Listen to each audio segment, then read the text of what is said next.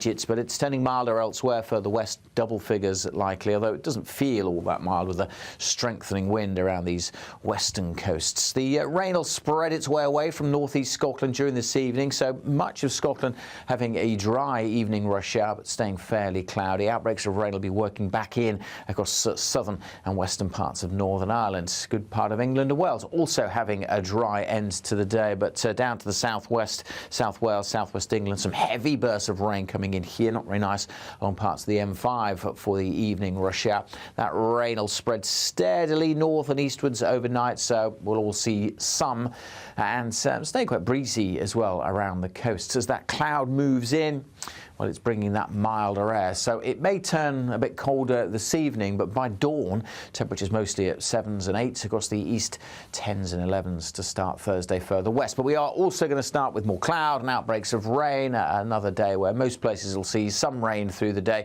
perhaps turning a little bit brighter across western Scotland and Northern Ireland by lunchtime, and parts of Wales and southwest England should also turn brighter through the afternoon. It is going to be much milder, though, with temperatures, look at that, in the teens for many of us by tomorrow afternoon. Bye for now.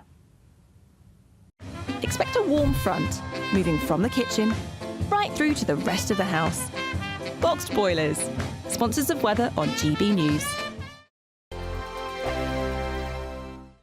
Want to be one of 2 lucky Great British giveaway winners? That's right, you could win one of 2 prize bundles, which includes a brand new iPhone 16, £500 in shopping vouchers to spend in your favourite store, and an incredible £10,000 in tax-free cash to spend however you like. What would you spend that cash on? For another chance to win, text cash to 63232. One entry costs £2 plus 1 standard network rate message, or text bonus to 63232. 5 entries cost £5 plus 1 standard network rate message. Go to gbnews.com/win. Entries start from just £2. Call 0903 681 3232. Calls cost £2 plus your network access charge, or post your name and number to GB11 PO Box 8690 Derby DE1 9TT. UK only. Entrance must be 18 or over. Lines close at 6 p.m. on the 7th of March. Please check the closing time if listening or watching on demand. Good luck. This is GB News, Britain's news channel. One former Royal Marine has just set up a state-of-the-art new fitness brand which combines fitness, dating, clubbing. It's all in a very unique experience. Yes, Will McLaren and co-founder Toby Spooner have managed to fuse well-being, dating and what they call community building in their new full-day event, Metrics, which also includes high-intensity workouts. Will and Toby are joining us now in the studio. Good morning, guys. Good morning, Thank you for joining us. I'm very interested in this because all I seem to see at the minute is high rocks. But from what I've read about Metrics, this seems like the new upgraded version. What can you tell us about it? Tell our viewers all about Metrics. Well, it is a fitness competition, but we are combining the music and production element. Also, we want it to be quite a social event as well. So we want people to come, meet each other and have a great day out. So what does that actually mean? Tell us a little bit more in detail. Toby, just tell us a little bit about what's involved. So, in short, it's an immersive fitness competition. Yeah. So you can do a partner workout, you can bring a friend, or we can actually make people. So we're adding that dating element. Well, it was Valentine's yesterday. Precisely, so right. is this going to be the new Tinder? People going along to Metrics and meeting their future partner? Well, exactly that. So we've done a load of research into it, and what we've found is that exercise is slowly becoming more of a dating scene. So is it, I assume, some behind the scenes of what Metrics will look like, because it's still to start, isn't it? Is it big March it begins? Yeah, so the 1st and 2nd of March, so it's in 2 weeks, at a magazine in North Greenwich. We've known each other for a fair while, but we kind of put our heads together. So we've worked in fitness for years, and we found that music really drives performance. And people love music. People will come to our classes, they'll come away and they'll say, music was so good. And it just elevates the experience. We said, how can we put this on a scale tenfold? GB News, the People's Channel.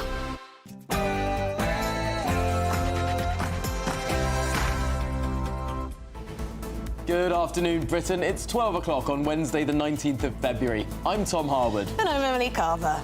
Reeves on the ropes this afternoon as inflation jumps to its highest level in 10 months, 50% higher than it was at the time of the election. It's the latest blow to a litany of bad news, and today we're asking, should it now be game over for the Chancellor? Yes, we are. And in other news, Volodymyr Zelensky says Donald Trump is living in disinformation space created by Russia. This comes as the US president appears to shift blame of the war onto Ukraine, criticising the country for not making a deal sooner. We'll bring you the latest. And police failed to properly investigate triple killer Valdo Calocane after he attacked two colleagues just weeks before going on a stabbing rampage in Nottingham. We'll have the very latest on that newly released damning report.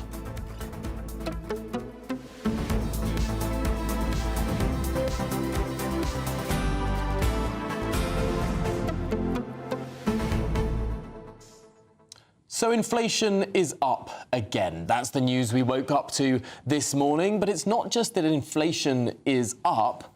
Growth is, of course, sclerotic. It's only recently we learnt 2 consecutive quarters of negative growth, of contraction, economic contraction per person. That's a per capita recession the country seemingly is currently in. It's bad news upon economic bad news. Yeah, it's not looking good. We were promised a jobs boom. Instead, we've got businesses warning left, right and centre that they're going to be making mass cuts.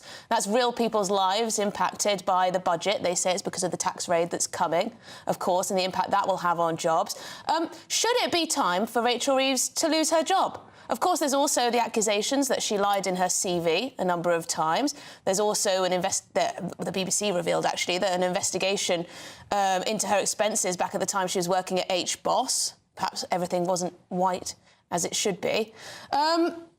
Is it time for her to go? I mean, if anyone else was at work and they were missing their targets on growth, they were missing their targets on inflation, they were missing their targets on jobs growth, I mean, would they stay in the job? Or is this time for the Chancellor to get on an improvement plan? I think there is something in the fact that the budget was clearly received badly by the business community. And I think this year, from January, we've seen a slight different side to the Chancellor. She's been approving runways. She's been approving a bunch of different projects, transport-related, around the country. The Oxford-Cambridge arc that she was talking about in her big speech. And she's told Ed Miliband where to go when it comes to a lot of his objections, for example, on an issue like Heathrow. Could actually the pressure on the Chancellor be pushing her in a more pro-growth direction? Wishful thinking, I think, because they were always going to try and make sure that one of their things was always planning, right? They were going to make it easier to build. That was in their manifesto. Though. Not necessarily Heathrow, and Ed Miliband's not too pleased about that one. But yes, let us know what you think. GBNews.com/your say. Is it game over for Rachel Reeves? Should it be game over at this page? GBNews.com/your say. But it's your headlines with Sophia.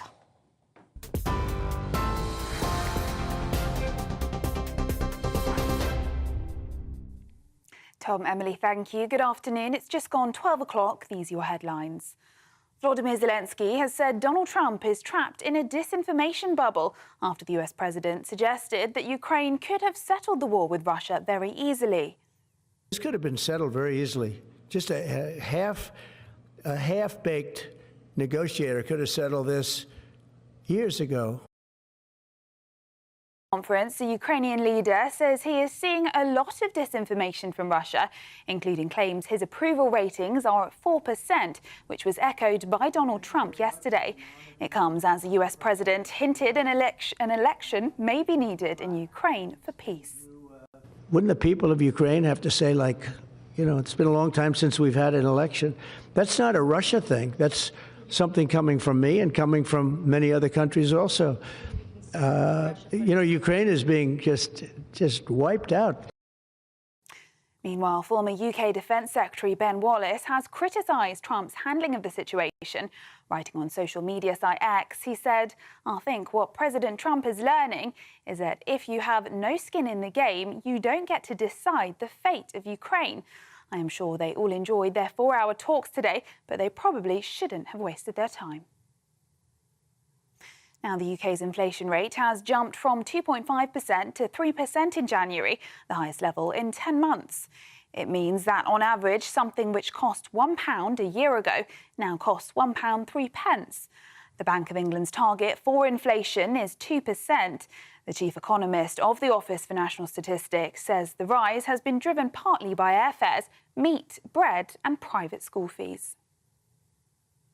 In other news, retailers selling knives online face stricter laws under the government's new crackdown, as a review finds it's easier for children to buy knives than it is to purchase paracetamol.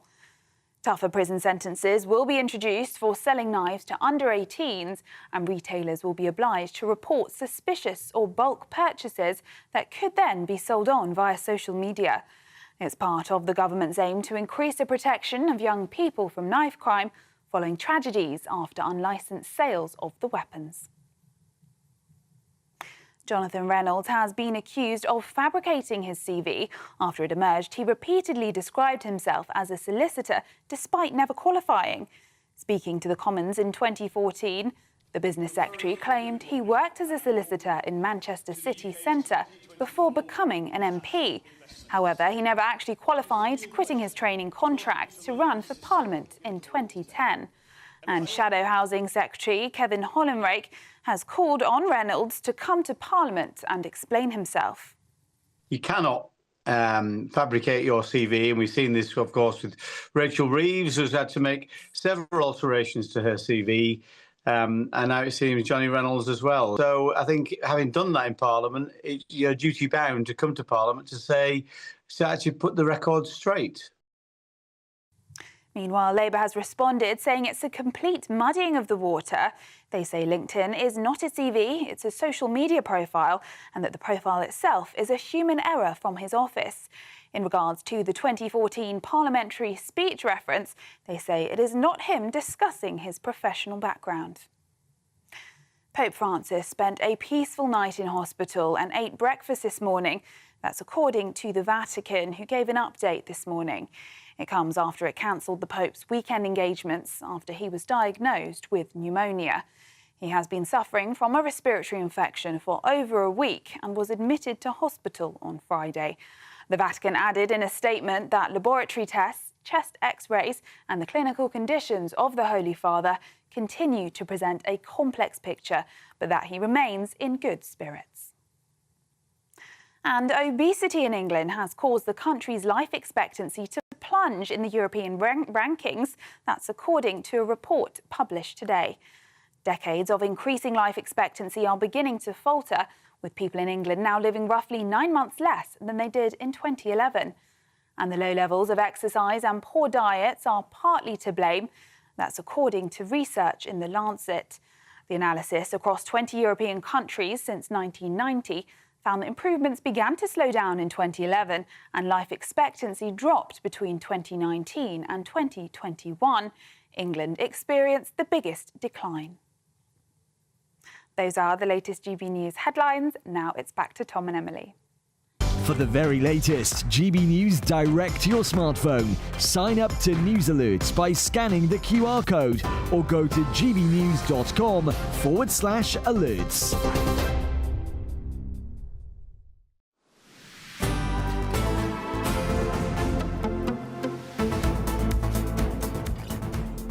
Good afternoon, Britain. It's 8 minutes past midday now. The Chancellor is on the ropes this afternoon as inflation jumps to its highest rate in 10 months, notably 50% higher than when Labour came to power. Yes, and this is just the latest blow in a litany of bad news for Rachel Reeves. Last week, she faced the reality that the economy grew by just 0.1% in the last quarter, and that means a per capita contraction.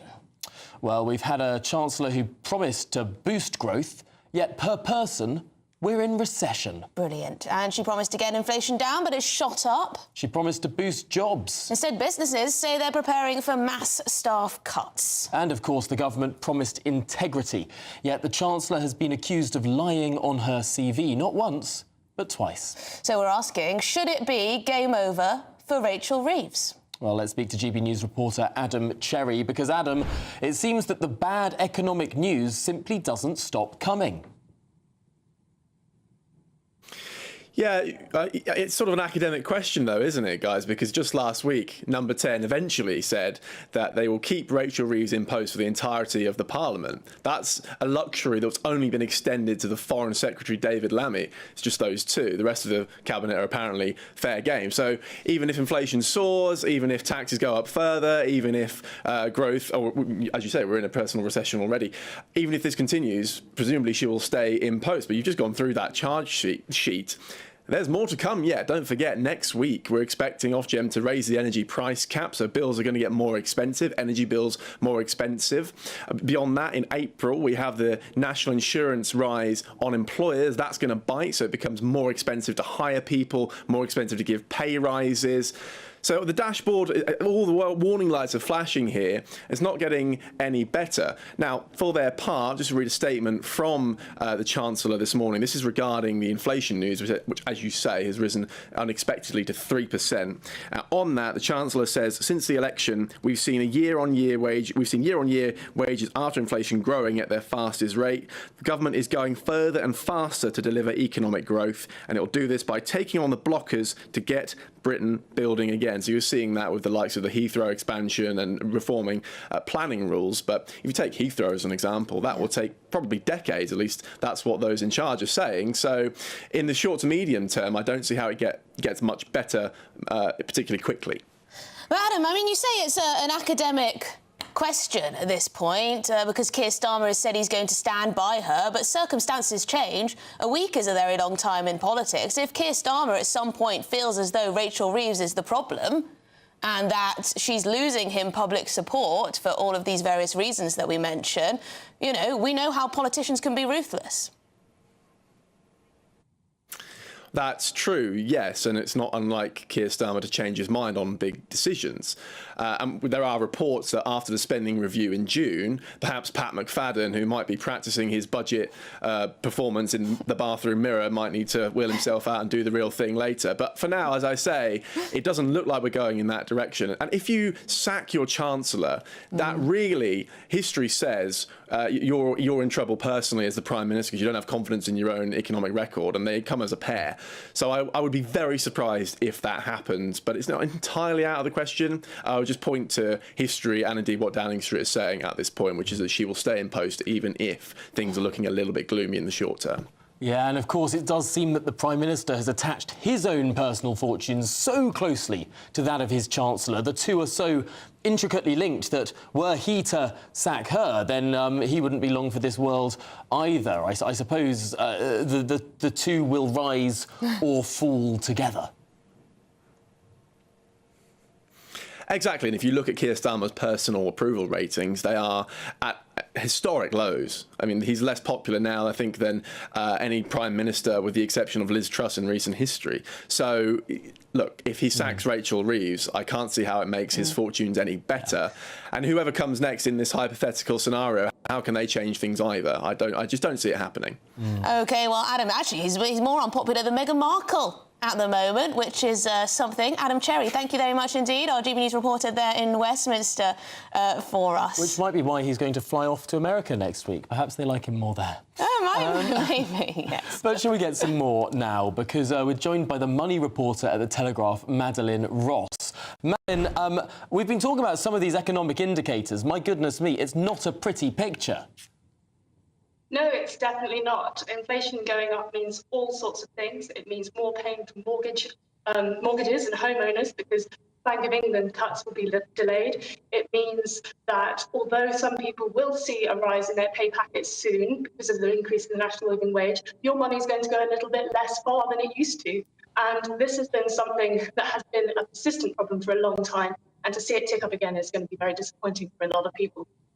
Now, we've been discussing whether Rachel Reeves, because she's failing on a number of key points, her own priorities. She made growth her priority. She said inflation had got out of control under the Conservatives and she'd ensure stability in that region as well. She talked about boosting jobs, but we're hearing from a lot of businesses that they're planning the reverse. They're planning to actually squeeze jobs and cut them because of the taxes coming down the way.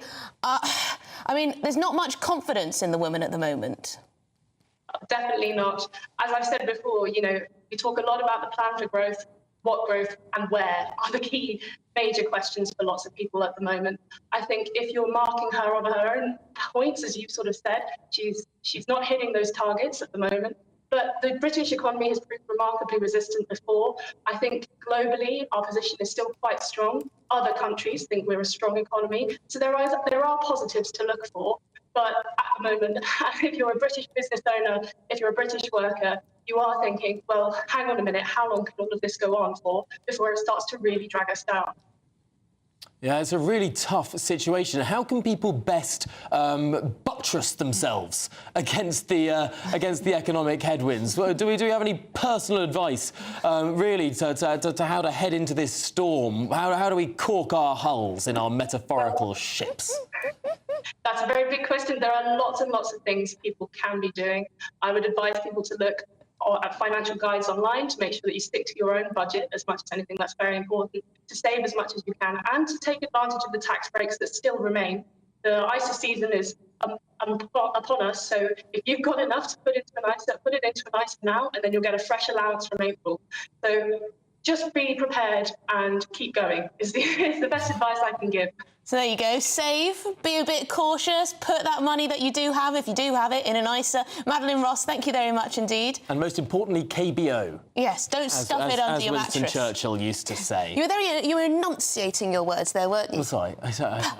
You know, it's all very. Yes, no, good. But it is. I think it is important to look at how you do navigate your way through a situation like this. I think most of us are feeling like we need to really, keep hold of what we've got, right? I mean, first-time buyers, they're going to be hit with this stamp duty rise very soon. Yeah. That's making things all a little bit tense when it comes to buying homes and things. You've got ISAs, not sure if the government are going to come after your cash ISA, maybe at some point. The concerning thing is the new pensions minister, Torsten Bell, he has been talking a lot about making ISAs that invest in non-British stocks and shares subject to tax, basically abolishing ISAs for the parts of the world that are growing. Oh, for goodness sake. So you have to invest in Britain, even if the stocks are going down? I mean, maybe that's the best thing to do. I currently use a global ISA. I mean, mostly it's in America, to be frank, because it's got higher growth prospects. Mine too, actually, yeah. But if the government comes and says, no, the only way to get a tax-advantaged ISA is to invest it in the part of the world that is experiencing literally no economic growth, well, there's no point in having an ISA at all, is there? Dear. Yeah, I must say it has gone up since the Donald got into power. But shall we cross to GB News Yorkshire and Humber reporter Anna Riley, who joins us from Albert Square in West Yorkshire. Thank you very much, Anna. How's all this economic news going down where you are? Good afternoon. Well, yes, we're here in Albert Square in Yeadon, near Leeds, West Yorkshire, and we're in the home of Terry Shaltiel. You can see this lovely 1960s, 1970s design here she's got in her home. It's absolutely fantastic. She's a musician. So we can see here some of Terry's LPs, and here we can see the lovely Terry herself. So just come in a little bit closer for me, Terry, there. Thank you for having us in your home. What's it like living in this Albert Square? Very lovely, to be honest. I'm a bit of a newcomer, really, because I've only been here a few years, and, a lot of people that are here have been here most of their lives because it is such a nice area. It is really lovely, and people are friendly. It took me a bit of a while to adjust because I was from the other side of Leeds, and we're a bit more it's a bit more arty and bohemian in Chapel Allerton and round there. And so coming here, it's different because this is Yorkshire. And it took me a while to adjust, but now that I have, I really love it. It's really nice, it's handy. As one of my friends says, it's an orgy of convenience because you've got about 4 pubs within spitting distance. You've got a Chinese, an off-licence, a curry place. It's fantastic. What more could you want in life? Everything you'd need. And you've mentioned the pub there, obviously. Yeah. You're a musician.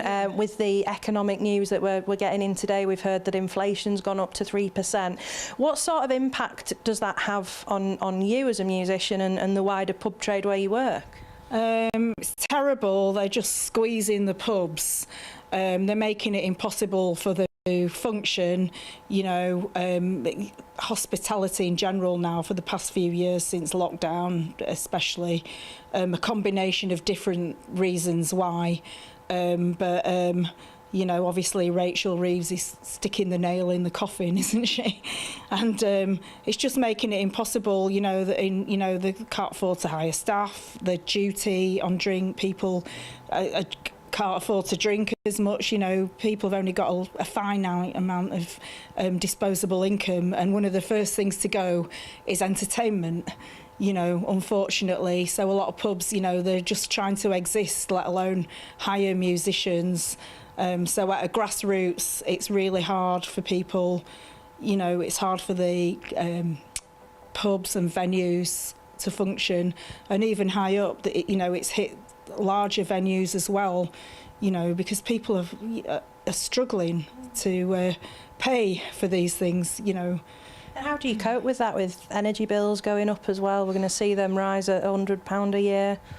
I mean, it's disgusting, really, these greedy energy companies. You know, we import most of our fuel, which is crazy and ridiculous in the name of the environment, and I can't see how that's good for the environment, really. It's just getting more and more impossible. I mean, you know, sometimes... I mean, I'm not on my B Mensa, luckily, at the moment, touch wood. But, you know, people with families and things like that. I mean, even you know, sometimes I've got my hot water bottle and my fleecy dressing gown on to try and save on the heating. It's just terrible, you know, it's just awful.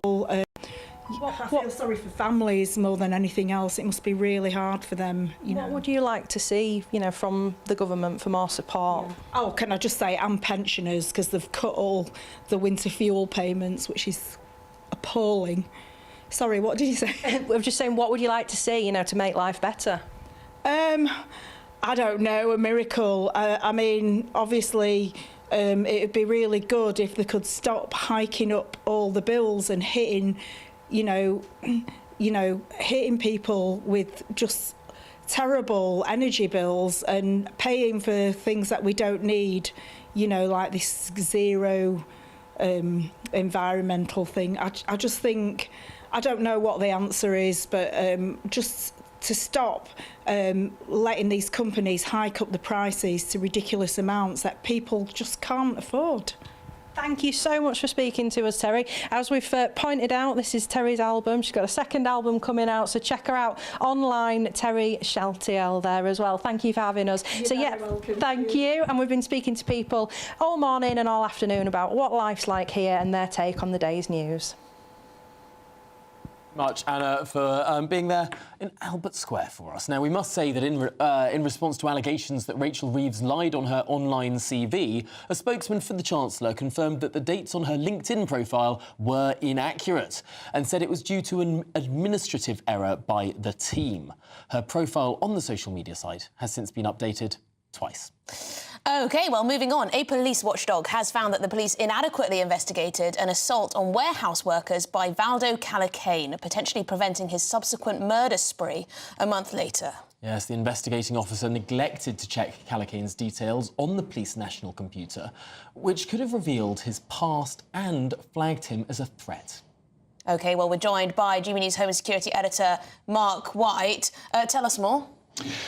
Well, I mean, it's another kick in the guts, isn't it, for the families of Barnaby Webber, Grace O'Malley Kumar and Ian Coates, who have had to contend with so much in the way of revelations about the abject failure of a number of the sort of local authorities, policing services that should have had a closer eye on Valdo Calacane. We heard, of course, just a couple of weeks ago about the NHS failings, the fact that he was never engaging with mental health staff and taking his medication for paranoid schizophrenia, and never engaged with them in 9 months before that attack. Well, the latest relates to a neighbouring police force to Nottingham, Leicestershire Police Force, and an incident that took place on the 5th of May 2023 when police were called to a warehouse in Kegworth in Leicestershire to reports of an assault, a female worker in a warehouse having been assaulted along with a male colleague, one of them pushed over, the other punched in the face by Valdo Calacane. Police responded to that. There was a 999 call, but it took them 18 minutes to arrive. By that time, Calacane had gone anyway. And then the process afterwards was woeful, to say the very least, in terms of what they did to properly interview witnesses. They didn't properly interview any witnesses at all. They had a brief conversation with those victims of that assault. One of them couldn't speak English. They were Romanian. The other only had a smattering of English. There was no proper statements taken at any point. There were no checks carried out on Valdo Calacane. They got the name wrong to begin with. Then an employment agency eventually told them the correct name. But even then, no checks on the police national computer or other criminal intelligence databases that would have revealed the fact that Valdo Calacane at that point in time was wanted by the neighbouring force of Nottinghamshire for an assault, a serious assault on a police officer, headbutting and punching a police officer. The check of that police national computer database would also have revealed 6 other offences catalogued against him of intimidation, of assaults, of stalking housemates and others in Nottingham. It would have also revealed that this was a man with serious mental health issues who had been sectioned a number of times. As none of that took place, the police, it seems, were unaware of the potential threat that this man posed. And the upshot of all of this, of course, is if the police had followed the correct procedures, done the checks that they should have done and carried out, then perhaps Valdo Calacane would have been arrested, would have been maybe sectioned again, so that a month later he wouldn't have been in a position to carry out those horrific attacks in Nottingham. It is such a frustrating thing to read this report. It is such a frustration to hear time and time again of how this man wasn't hiding who he was. He wasn't sort of withdrawing and running some sort of sophisticated, duplicitous operation. He was screaming as loud as he could to every authority under the sun that this is a dangerous man, that this is a man who, if he got the chance, will kill, will maim, will hurt. This is the face of a monster.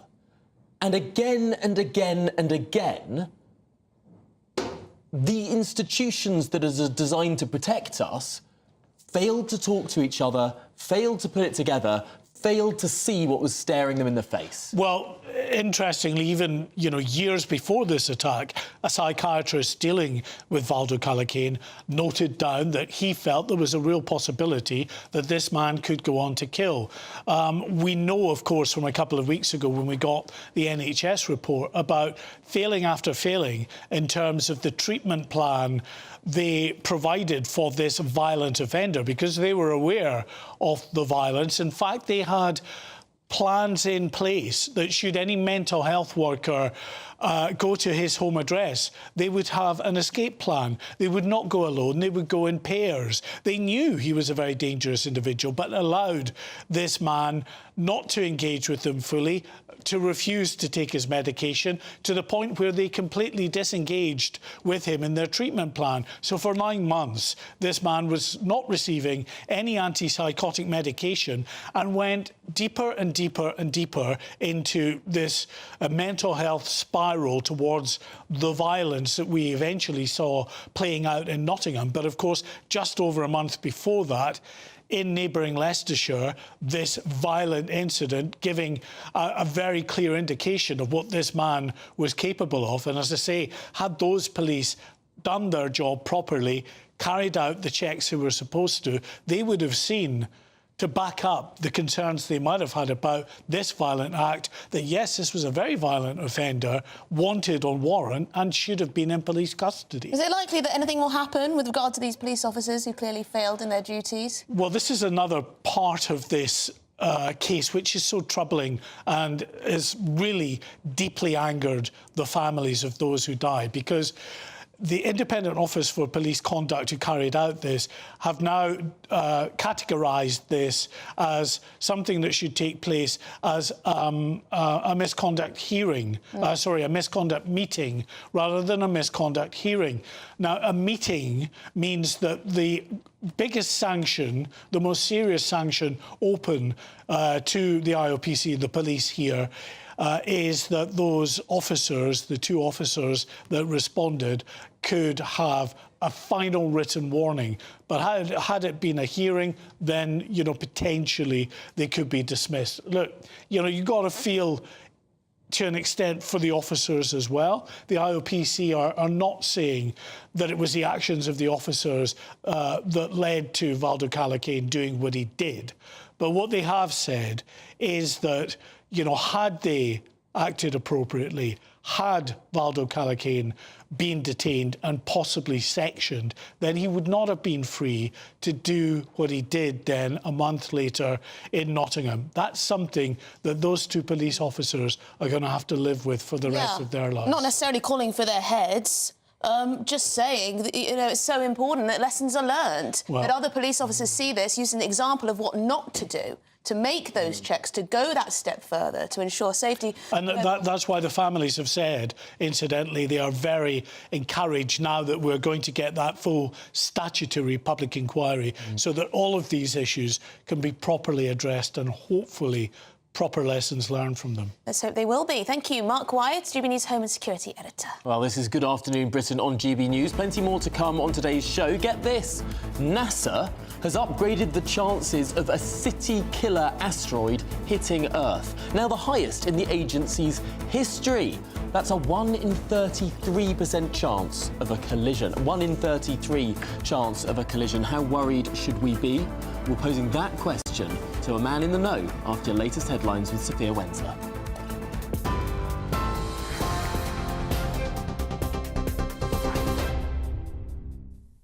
Tom, Emily, thank you. Your headlines at 12:32. Volodymyr Zelensky has said Donald Trump is trapped in a disinformation bubble after the US president suggested that Ukraine could have settled the war with Russia very easily. This could have been settled very easily. Just a half-baked negotiator could have settled this years ago. Speaking in a news conference, the Ukrainian leader says he's seeing a lot of disinformation from Russia, including claims his approval ratings are at 4%, which was echoed by Trump yesterday. It comes as the US president hinted an election may be needed in Ukraine for peace. The UK's inflation rate has jumped from 2.5% to 3% in January, the highest level in 10 months. It means that, on average, something which cost £1 a year ago now costs £1.03. The Bank of England's target for inflation is 2%. The chief economist of the Office for National Statistics says the rise has been driven partly by airfares, meat, bread and private school fees. In other news, retailers selling knives online face stricter laws under the government's new crackdown, as a review finds it's easier for children to buy knives than it is to purchase paracetamol. Tougher prison sentences will be introduced for selling knives to under 18s, and retailers will be obliged to report suspicious or bulk purchases that could then be sold on via social media. It's all part of the government's aim to increase the protection of young people from knife crime, following tragedies after unlicensed sales of the weapons. And it comes as two men have been arrested on suspicion of murder after a 20-year-old man was stabbed to death in East London.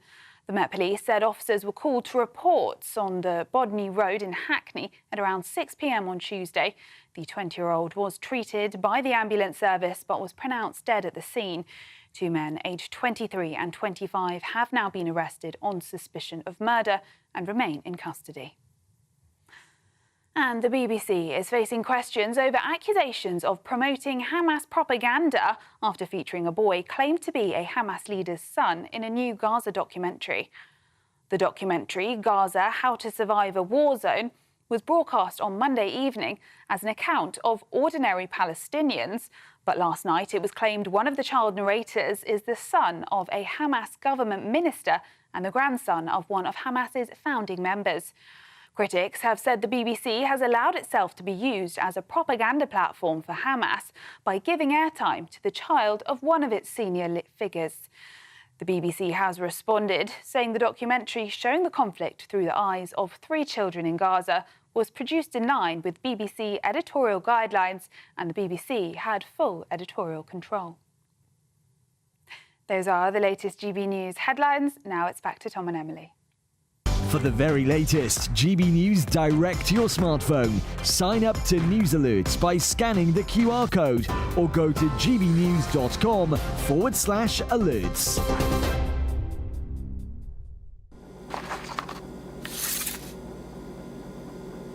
Crash Law 24 sponsors the GB News Finance Report. And here's a quick snapshot of today's markets. The pound will buy you $1.2580 and €1.2070. The price of gold is £2,331 and 36 pence per ounce. And the FTSE 100's at 8,727 points. Crash Law 24 sponsors the GB News Finance Report.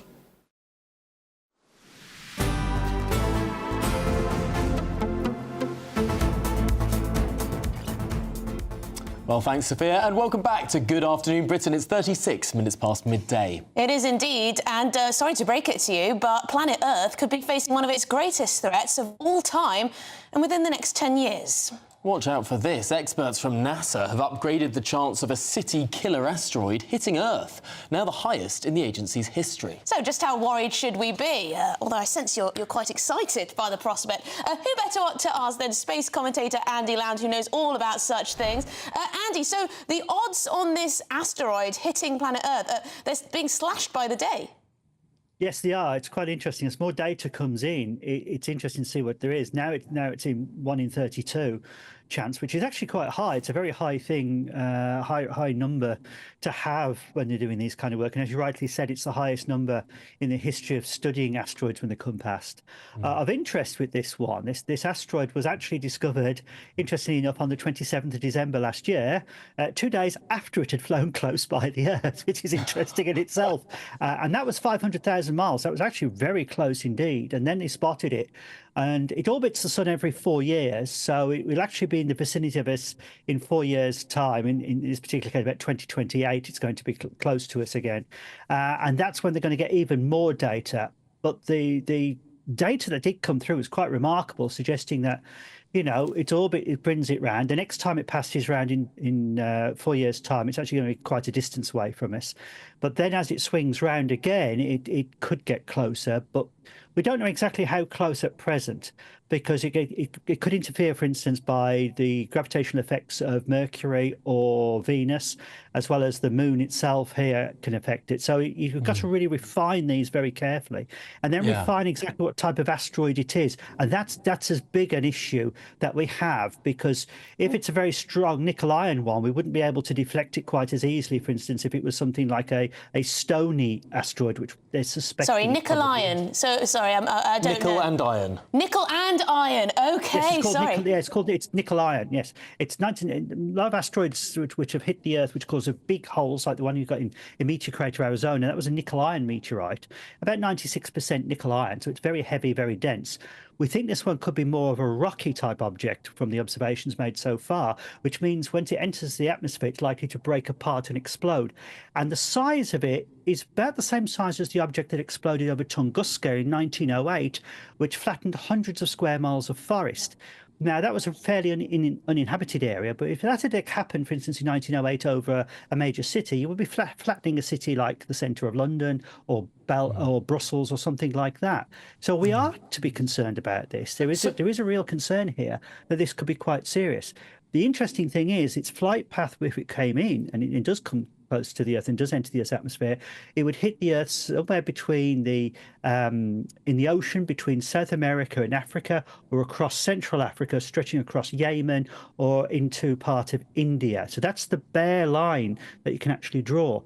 But of course, the atmospheric effects will be quite disturbing. And Tunguska event, for instance, in 1908, we observed the atmospheric effects here in London, for instance. In London, people could read newspapers at midnight through the dust particles that were in the atmosphere from the Tunguska event. So sort of refracting the sunlight around to where it would normally be expected to be. And Andy, how big is this asteroid? They're estimating it between about 130 to 300 foot. They haven't got any firm data on that yet. They need to get this fly past when it comes past again. Is going to be the critical one in 2028 to do all the measurements they absolutely need. They're already diverting some of the biggest telescopes to take a look closely at the object, although it is moving further away from us now. So that makes it difficult. So we need to get that estimate. We need to get an estimate exactly how dense this object is. Because if the data comes back in 4 years' time, so I'm sorry, boys, but it's actually going to be getting very, very close, we're going to have to think about deflecting it.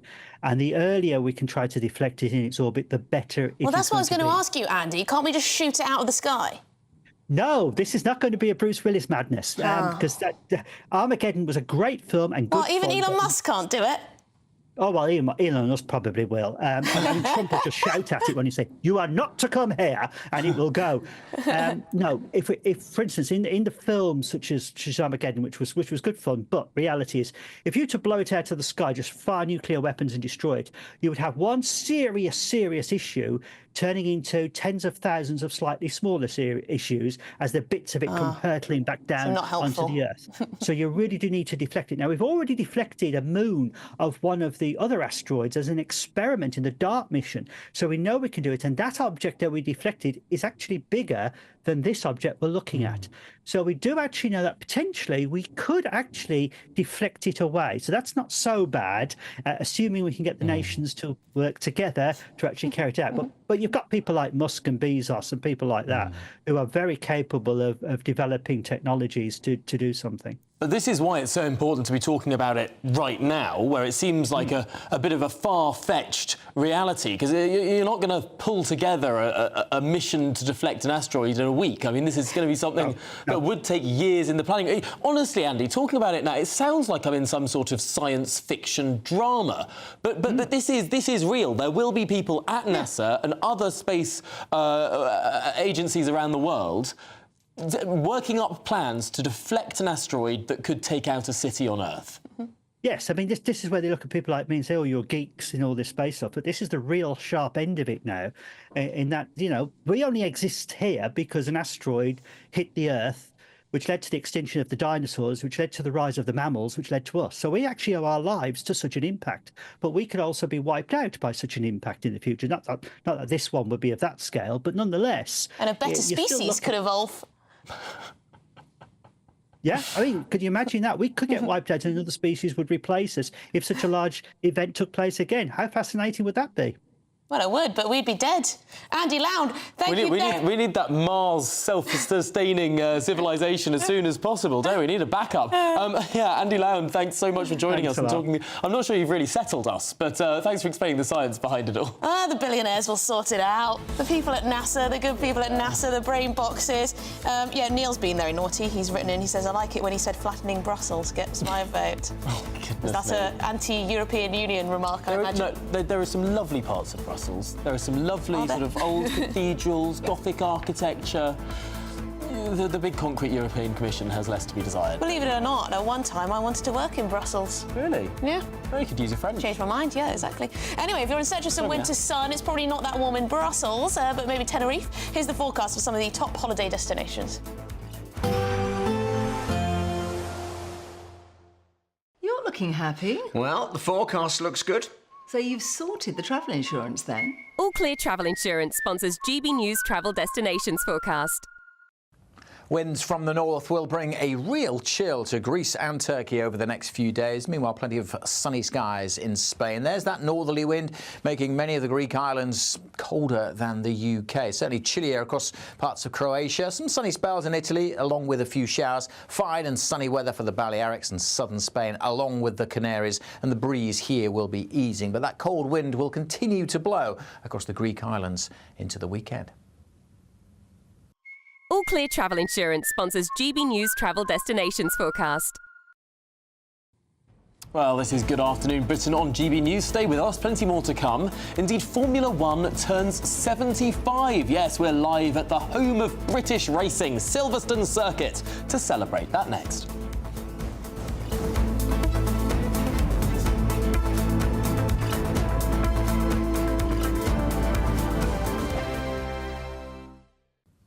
Hello again. Yes, it's time for your latest weather update from the Met Office here on GB News. One more chilly day in the east. It's already turning milder in the west, but as well as turning milder, it is also turning wetter. Weather fronts gathering out in the Atlantic, slowly nibbling away across the UK, bringing cloud and outbreaks of rain through much of western Scotland through the afternoon. The rain fairly patchy over England and Wales, and much of eastern England will stay dry. Turning drier across Wales and southwest England, some brighter skies coming in here. And then another area of rain just edging in across Northern Ireland. Still a brisk wind around the coast, and particularly chilly on some of these North Sea coasts where temperatures are in the mid-single digits. But it's turning milder elsewhere. Further west, double figures likely, although it doesn't feel all that mild with the strengthening wind around these western coasts. The rain will spread its way away from northeast Scotland during this evening, so much of Scotland having a dry evening rush hour, but staying fairly cloudy. Outbreaks of rain will be working back in across southern and western parts of Northern Ireland. Good part of England and Wales also having a dry end to the day, but down to the southwest, South Wales, southwest England, some heavy bursts of rain coming in here. Not very nice along parts of the M5 for the evening rush hour.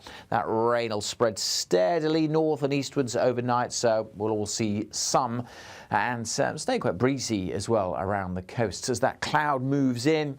Well, it's bringing that milder air, so it may turn a bit colder this evening, but by dawn, temperatures mostly at 7s and 8s across the east, 10s and 11s to start Thursday further west. But we are also going to start with more cloud and outbreaks of rain, another day where most places will see some rain through the day, perhaps turning a little bit brighter across western Scotland and Northern Ireland by lunchtime, and parts of Wales and southwest England should also turn brighter through the afternoon. It is going to be much milder, though, with temperatures, look at that, in the teens for many of us by tomorrow afternoon. Bye for now.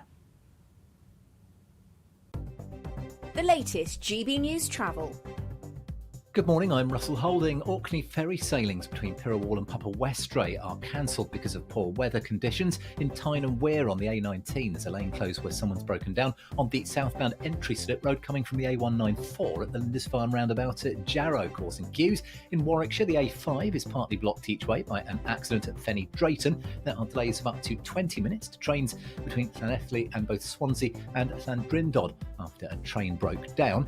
In Essex, the A120 is partly blocked by an accident at Marks Tay, west of Colchester. The M23 in West Sussex is closed southbound from junction 9 at Gatwick Airport to 10 at Crawley after an accident, with long delays towards there and as you divert. And in Devon, the A377 is partly blocked southbound by an accident at Alphington, causing delays. That's the latest. You can stay up to date throughout the day by visiting our website, gbnews.com.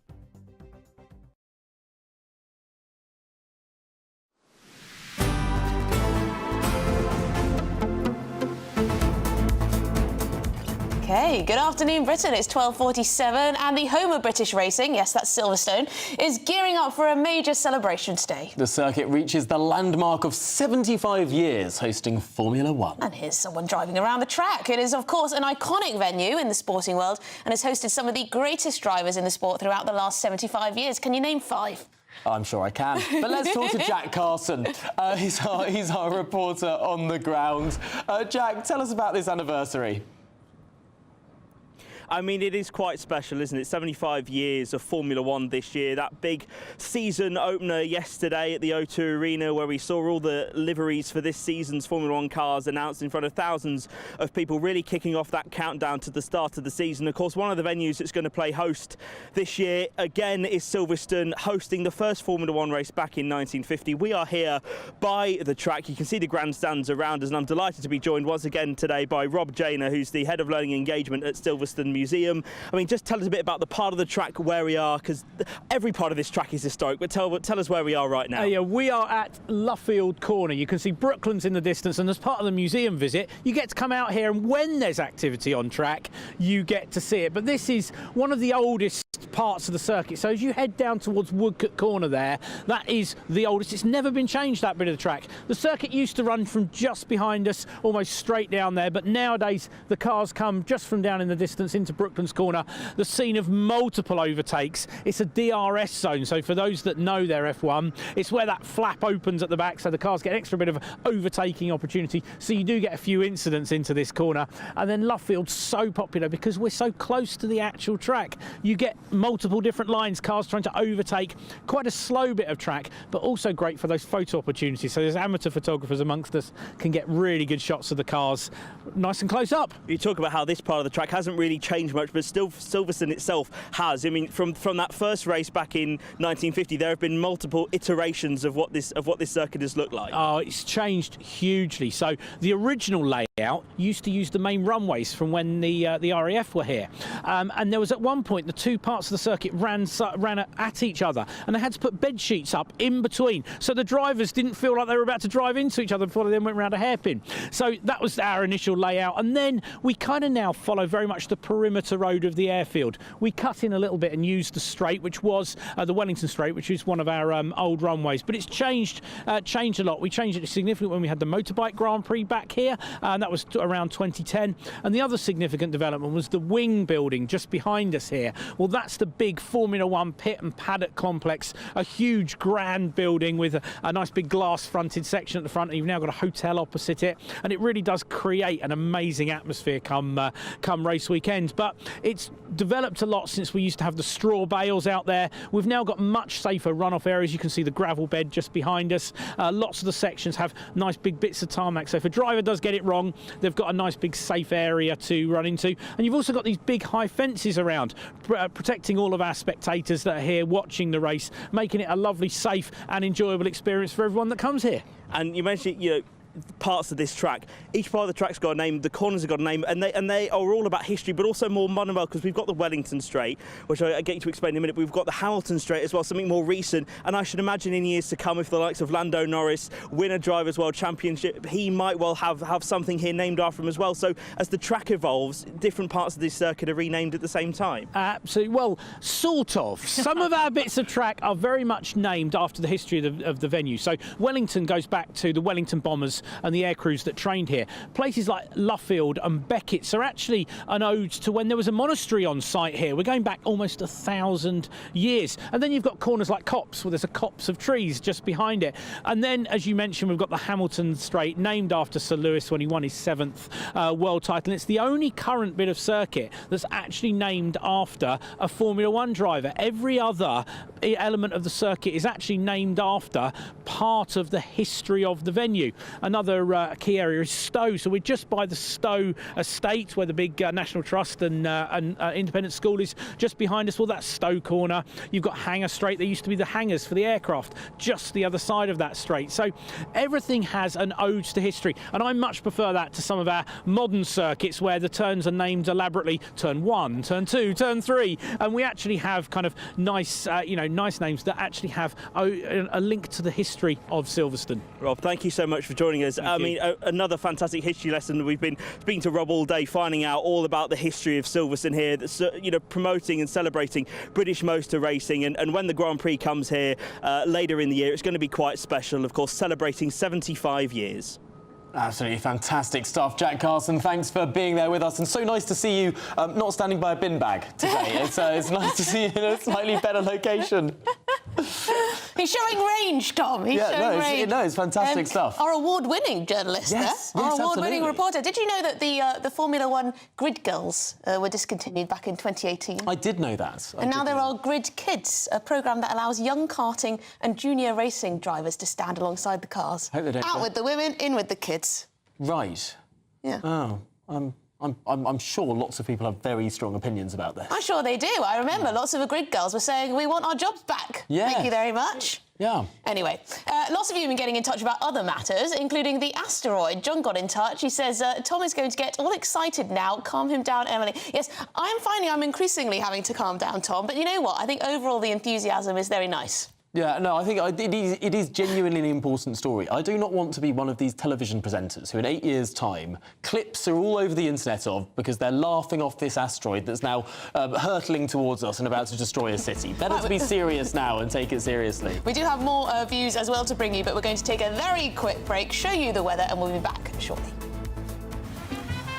Despite the morning rain, it'll be a nice, warm, cosy day ahead. Boxed heat pumps, sponsors of weather on GB News.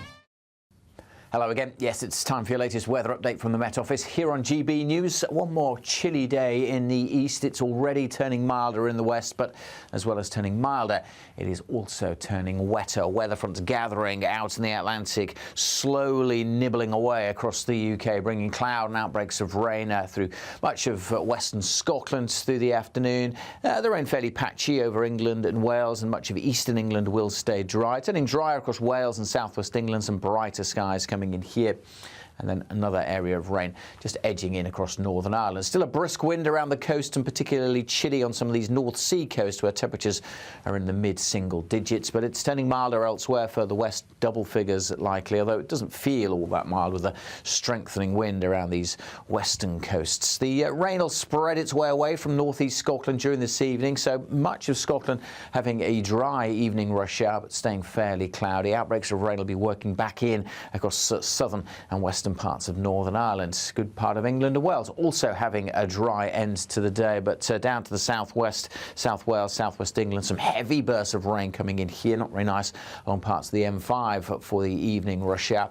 That rain will spread steadily north and eastwards overnight, so we'll all see some and stay quite breezy as well around the coast. As that cloud moves in, well, it's bringing that milder air, so it may turn a bit colder this evening, but by dawn, temperatures mostly at 7s and 8s across the east, 10s and 11s to start Thursday further west. But we are also going to start with more cloud and outbreaks of rain, another day where most places will see some rain through the day, perhaps turning a little bit brighter across western Scotland and Northern Ireland by lunchtime, and parts of Wales and southwest England should also turn brighter through the afternoon. It is going to be much milder, though, with temperatures, look at that, in the teens for many of us by tomorrow afternoon. Bye for now.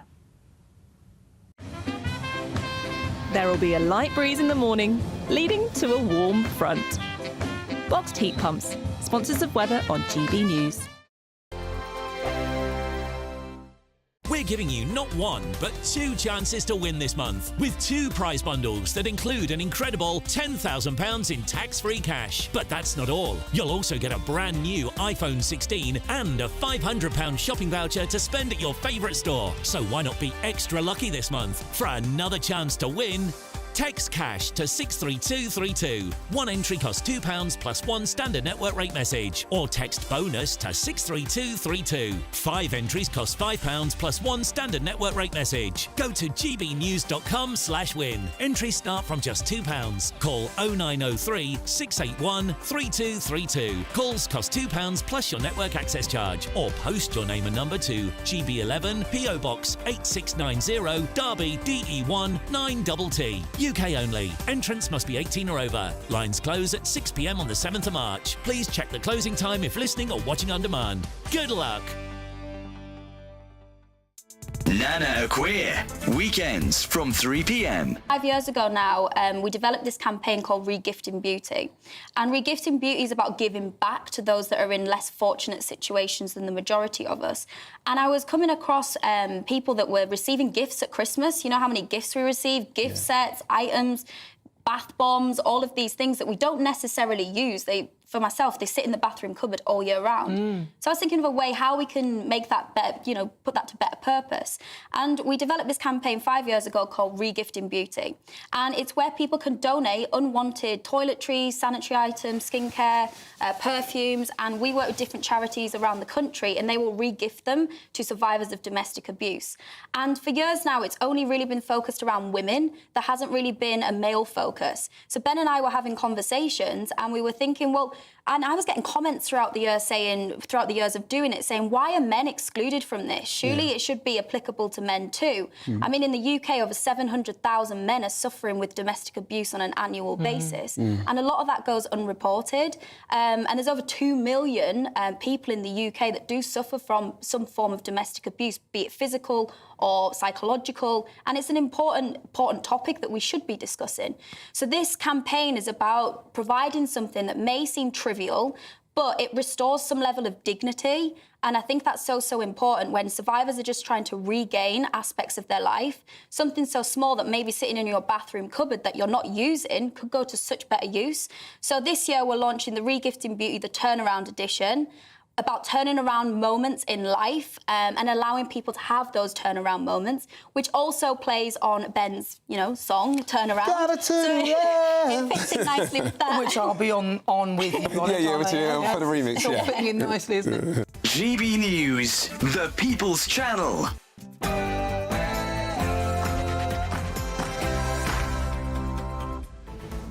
Good afternoon, Britain. It's 1 o'clock on Wednesday, the 19th of February. I'm Emily Carver. And I'm Tom Harwood. Well, Rachel Reeves on the ropes this afternoon as inflation jumps to its highest level in 10 months. Now, this is just the latest blow in a litany of bad news for the Chancellor. And today we're asking, should it be game over for Rachel Reeves? Elsewhere, Volodymyr Zelensky says Donald Trump is living in disinformation space created by Russia. It comes as the US president appears to shift blame of the war onto Ukraine and criticises the country for not making a deal sooner. And is it a bird? Is it a plane? No, it's a city-killing asteroid that now has a 1 in 32 chance of hitting planet Earth in 2032. Just how worried should we be?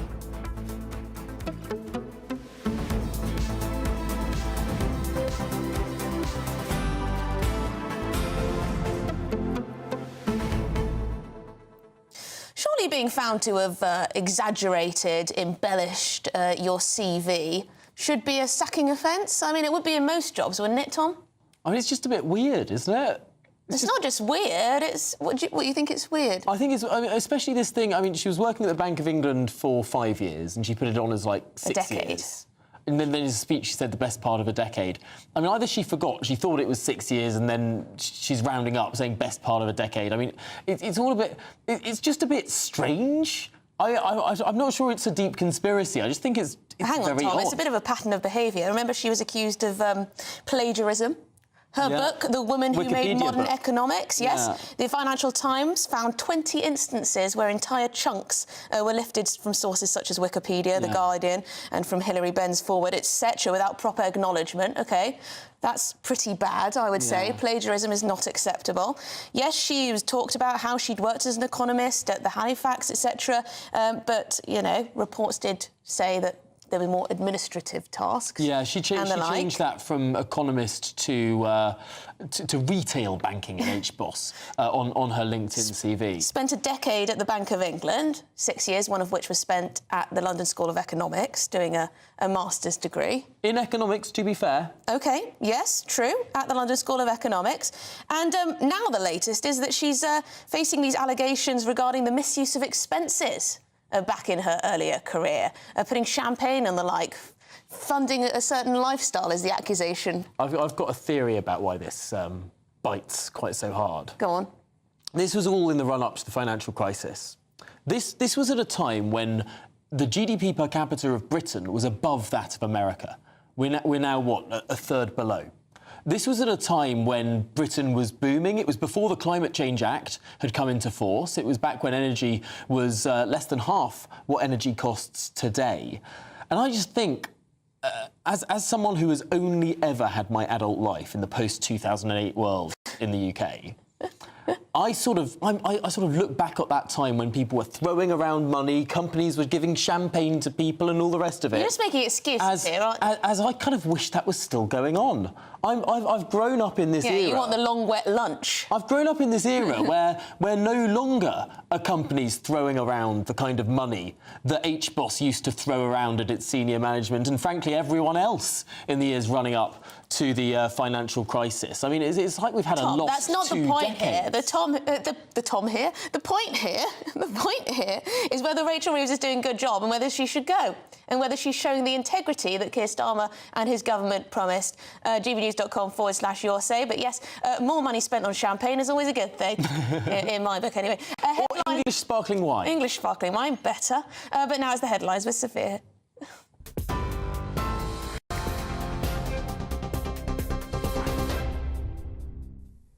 Tom, Emily, thank you. It's just gone 1 o'clock. These are your headlines. Volodymyr Zelensky has said Donald Trump is trapped in a disinformation bubble after the US president suggested that the Ukraine could have settled the war with Russia very easily. This could have been settled very easily. Just a half-baked negotiator could have settled this years ago. Speaking in a news conference, the Ukrainian leader said he's seeing a lot of disinformation from Russia, including claims his approval ratings are at 4%, which was echoed by Trump yesterday. It comes as the US president hinted an election may be needed in Ukraine for peace. Wouldn't the people of Ukraine have to say, like, you know, it's been a long time since we've had an election? That's not a Russia thing. That's something coming from me and coming from many other countries also. You know, Ukraine is being just wiped out. While former UK Defence Secretary Ben Wallace has criticised Trump's handling of the situation, writing on social media site X, he said, "I think what President Trump is learning is that if you have no skin in the game, you don't get to decide the fate of Ukraine. I am sure they all enjoyed their 4-hour talks today, but they probably shouldn't have wasted their time." The UK's inflation rate has jumped from 2.5% to 3% in January, the highest level in 10 months.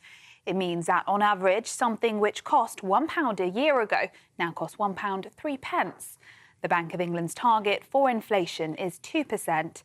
The chief economist of the Office for National Statistics says the rise has been driven partly by airfares, meat, bread and private school fees. In other news, retailers selling knives online face stricter laws under the government's new crackdown, as a review finds it's easier for children to buy knives than it is to purchase paracetamol.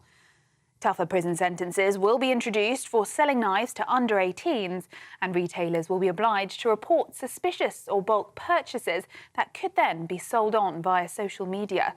It's part of the government's aim to increase the protection of young people from knife crime, following tragedies after unlicensed sales of the weapon. Jonathan Reynolds has been accused of fabricating his CV after it emerged he repeatedly described himself as a solicitor despite never qualifying. Speaking to the Commons in 2014, the business secretary claimed he worked as a solicitor in Manchester city centre before becoming an MP. However, he never actually qualified, quitting his training contract to run for Parliament in 2010. And Shadow Housing Secretary Kevin Hollinrake has called on Reynolds to come to Parliament and explain himself.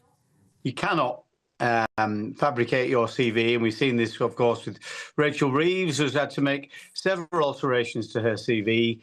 And now it seems Johnny Reynolds as well. So I think, having done that in Parliament, you're duty bound to come to Parliament to actually put the record straight. Meanwhile, Labour has responded, saying it's a complete muddying of the water. They say LinkedIn is not a CV, it's a social media profile, and that the profile itself is a human error from his office. In regards to the 2014 parliamentary speech reference, they say it is not him discussing his professional background. And Pope Francis spent a peaceful night in hospital, ate breakfast this morning. That's according to the Vatican. It comes after it cancelled the Pope's weekend engagements after he was diagnosed with pneumonia.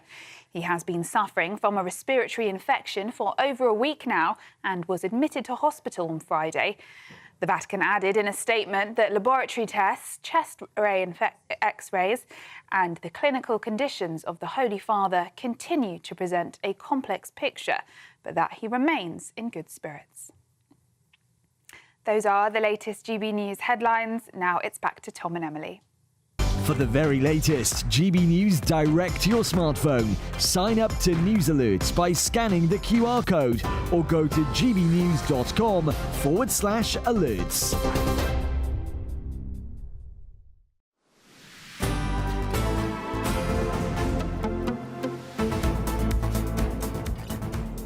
Good afternoon, Britain. It's 8 minutes past 1. Now, is the Chancellor on the ropes this afternoon as inflation jumps to its highest rate in 10 months, notably 50% higher than when the new government came into power? Yes, it's the latest blow in a litany of bad news for Rachel Reeves, who last week faced the stark reality the economy grew by just 0.1% in the last quarter. That's a per capita contraction. Yes, we're blessed with the Chancellor who promised to boost growth, yet per person, we're now in recession. That essentially means we're getting poorer on average, right? She promised to get inflation down, but it's shot up. She promised to boost jobs. Instead, businesses say they are preparing for mass staff cuts. And, of course, the government promised integrity, yet the Chancellor has been accused of lying on her online CV multiple times. So we're asking, should it be game over for Rachel Reeves? Well, let's speak to the political correspondent at The Times, Aubrey Allegretti. Aubrey, I mean, it's pretty tough for the Chancellor right now. It seems bad news after bad news after bad news, but there's been a bit of a shore-up Rachel operation. Yeah, certainly. She had a really sort of rocky start to the year, with colleagues starting to brief against her, become slightly restless and unhappy, and feeling as though actually the briefings emanating out of the Treasury were far too negative. Speaking to sort of government sources, they say, we were told in the run-up to the budget in October that we were going to have to make difficult decisions and make potentially some quite unpopular cuts, but that was going to have to be the sort of hard and fast approach that we took right at the start to be able to rebuild after. Now, they say, in the run-up to the multi-year spending review, where government departments are going to be given their budgets for the next 3 years, they say that same message is emanating again. And so they are getting frustrated at the Treasury, and Rachel Reeves' position in all this, obviously, as well. There will be questions how much policies she is responsible for have contributed to the headline inflation figures we heard today. You were discussing in the programme how private school fees rising by, I think, an average of 13% is part of the reason that inflation has now risen overall to 3%. How much also are the public sector pay rises that Rachel Reeves signed off on responsible for this inflation rise? Well, the Office for Budget Responsibility, after her last budget, said that it would rise as a result of some of Labour's policies. So she will have to wear some of the blame for this. Yeah, and Aubrey, Ed Miliband's not in the clear either, is it? A reading that a lot of this inflation may have to do with energy costs as well. Yeah, certainly. Energy costs we know were set to rise. The new price cap was announced yesterday. And Ed Miliband is one of those cabinet ministers, actually, who you do hear increasingly talked about in Labour circles as potentially one of those who is at risk at the next reshuffle. Now, we don't know when that is going to be. And actually, I think Sir Keir Starmer is very resistant to try and reshuffle his top team, certainly so early in his premiership within the first year. But then you look at May, and that's the point when people say there might be a kind of natural reset moment. And there are people around Sir Keir Starmer who say, you know, he needs to go harder, faster, that there is potentially a sort of political purge that might be felt at sort of greater lengths come that reshuffle. And people like Ed Miliband, like Lisa Nandy, who are seen as being on the sort of soft left of the Labour Party, they might be at risk as well.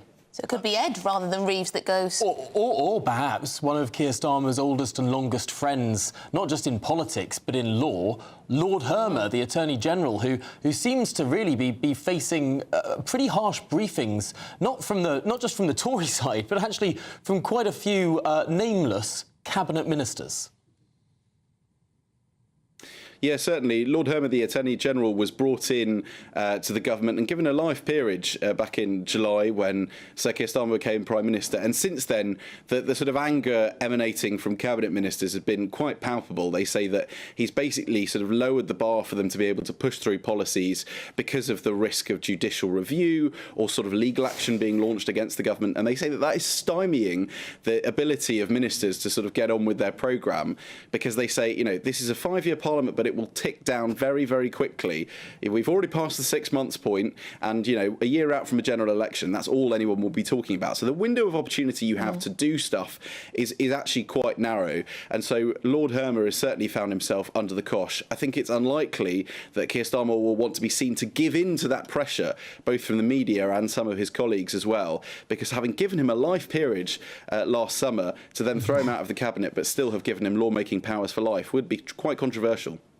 Yeah, it would be. It would also allow people to question his judgment on that front as well. I know Keir Starmer and Rachel Reeves come as a pair. And that, Keir Starmer's success and Rachel Reeves' success are very much intertwined. So it would be very difficult for Keir Starmer to get rid of her.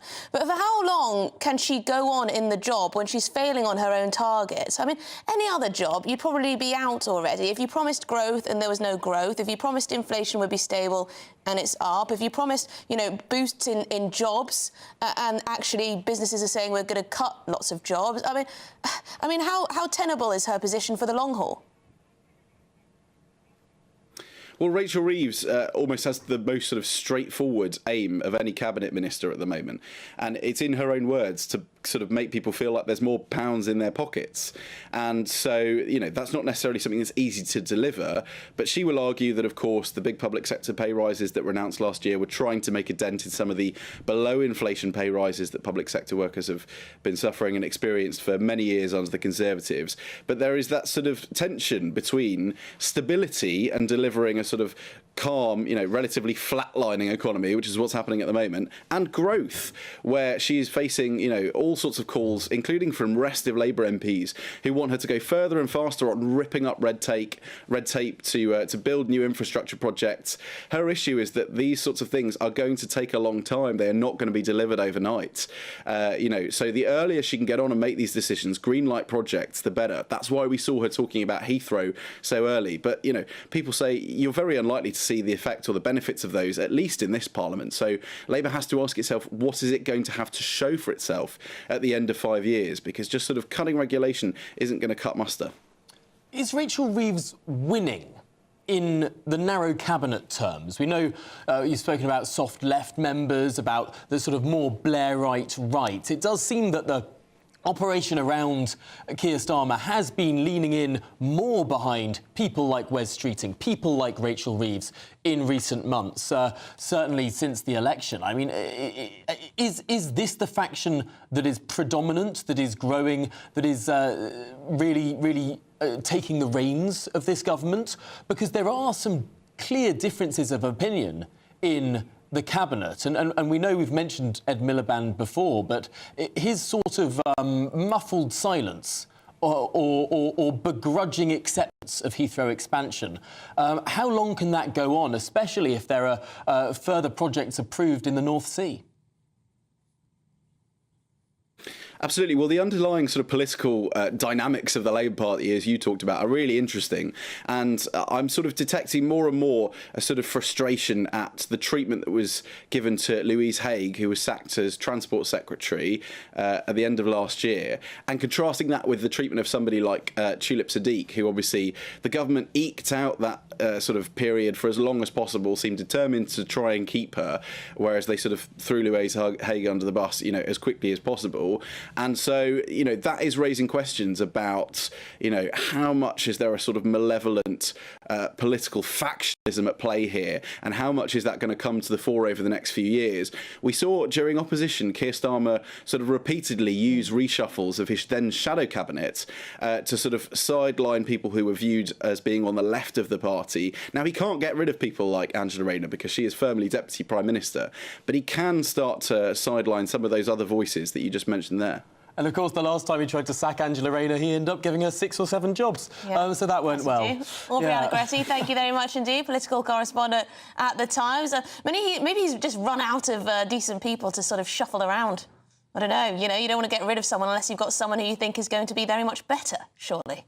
Although there have been some of these new MPs who've been put into junior ministerial positions now that perhaps they'll want to eke up, but this is very Yes, I know. You get your first job in Parliament and you're instantly a minister. Anyway, in response to allegations that Rachel Reeves lied on her CV, a spokesman for the Chancellor confirmed that dates on her LinkedIn profile were inaccurate and said it was due to an administrative error by the team. Her profile on the social media site has since been updated.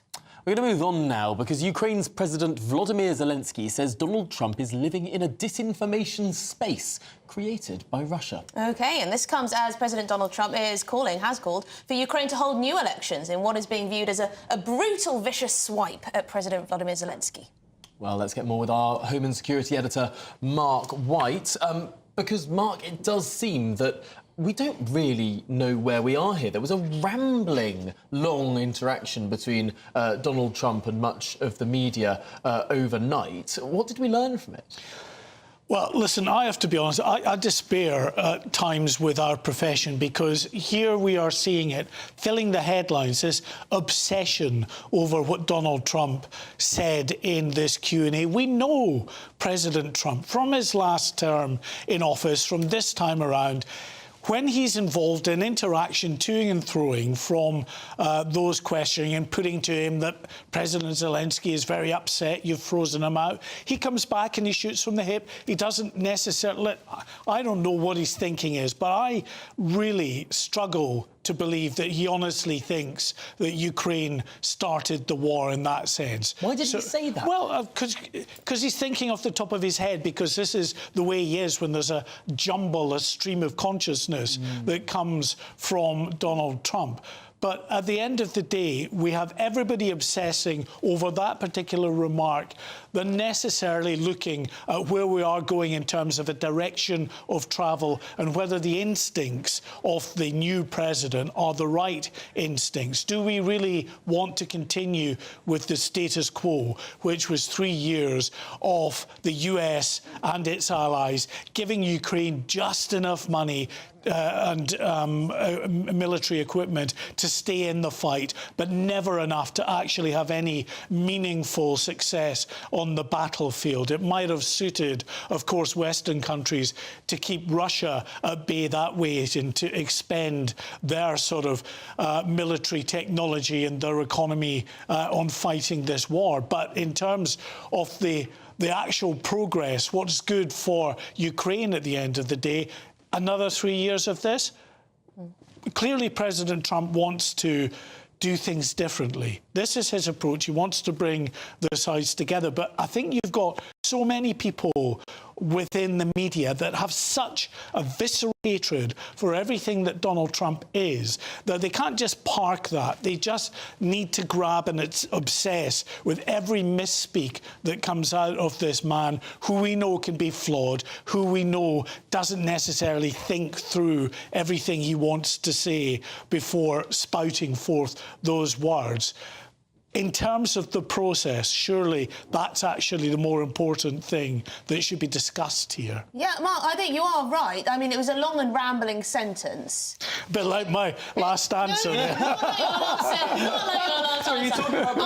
I was listening to every word you were saying because I find it very interesting, because I think you're right. I think a lot of the media will focus on one tiny little soundbite to try and make things look as bad as possible for Donald Trump, to make him look as ridiculous as possible, to make him look as wrong as possible. Yes, he does sometimes make it easy, but this is a man who is trying to do things differently. You may not like it, you may like it, you may think that he's going to do a good job, you may think he's going to do a bad job, but the focus on these little tiny bits of work, I do understand. And also from the American perspective, hundreds of billions of pounds spent on this war. People continue to die on both sides. It doesn't seem as though Europe have done a good job of settling this war, of trying to come to some kind of solution. There seems to be this idea from most people in the defence world and the armed forces, analysts and everything, that as long as we continue to put more and more money into this war, that it will come to an end. that Russia will be totally flattened and defeated, but that hasn't happened yet. Well, potentially it could come to an end if they put very significant military resources into Ukraine, but they haven't done that, have they, at any point? True. It's always been just enough. And Ukraine have constantly gone to its Western allies and said, we need more of this, we need more of that, and eventually it comes down the road. So what we've had effectively for the last 3 years is really inertia in terms of no side gaining anything of significance, and clearly President Trump deciding that it's time to bring them around the table. To the point you were mentioning there about the way in which people jump on and obsess. So yesterday, of course, what was it? It was that Ukraine and President Zelensky are being frozen out of the peace talks. We have no peace talks. These were meetings with Russia who've been frozen out of any meaningful dialogue for 3 years to assess whether they are serious about going into a peace process and to establishing what their red lines might be. We're more than aware of what Zelensky's red lines are because we're an ally. We have been in constant contact with that government for all of those 3 years. We haven't with Russia. It is interesting, though, from a cynical point of view, the American military budget, I mean, it's gargantuan. It's around £850 billion a year. A fraction of that going to Ukraine, and they're degrading one of their strategic foes. I mean, the amount of... I mean, it's not the Russian economy that they're degrading. Yeah. I mean, North Korean troops that they're also degrading. For a tiny fraction of the amount they were going to spend on military anyway. I'm not sure it's a tiny fraction. I think the states have been giving huge amounts. But listen, you're right. You don't have to be a conspiracy theorist to see, actually, that there is a net benefit for the US and its Western allies to keep Russia occupied, to allow Russia to expend more of its blood and treasure on that conflict in Ukraine by just giving Ukraine enough and not enough necessarily to have a decisive victory. Well, it's a complicated one. Mark White, thank you very much indeed. I'll go and have a nice cup of soothing tea. Have some calm down a tea, bit. Peppermint. Oh, no. We look forward to seeing you next hour with even more. No, have a coffee. Analysis. We want more sharp analysis. Yeah. Have 3. Lots more coming up. Our debate of the day. Should it be a sackable offence to lie on your CV? It's, of course, in light of allegations made against both Rachel Reeves and now Jonathan Reynolds too. We're having that debate after this.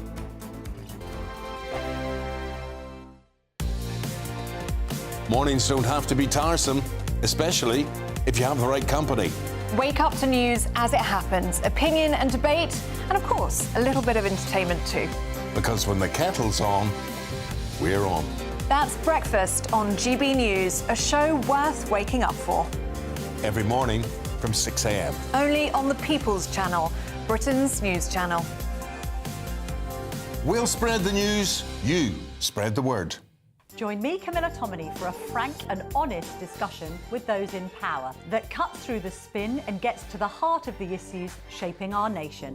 You haven't confirmed that you want to stand as leader, but you haven't ruled it out either. This report basically says that he's not fit to stand trial. Is he indecisive? Incompetent? I deliver the dose of reality Westminster needs. That's the Camilla Tominey Show at 9:30 every Sunday on GB News, the People's Channel, Britain's news channel. It's Patrick Christie's Tonight, and here we do things differently. It's explaining the absolute madness of this, doesn't it? It's explosive. I mean, this is very good. It's lively. 850. Your government sat there, Sean, and it did nothing. It's controversial. And the Middle East has been in turmoil since before I was born. It's everything you need to kickstart your evening. Everyone's had their Weetabix tonight. I love to see it. That's Patrick Christie's Tonight, weeknights from 9 p.m. Only on GB News, the People's Channel, Britain's news channel.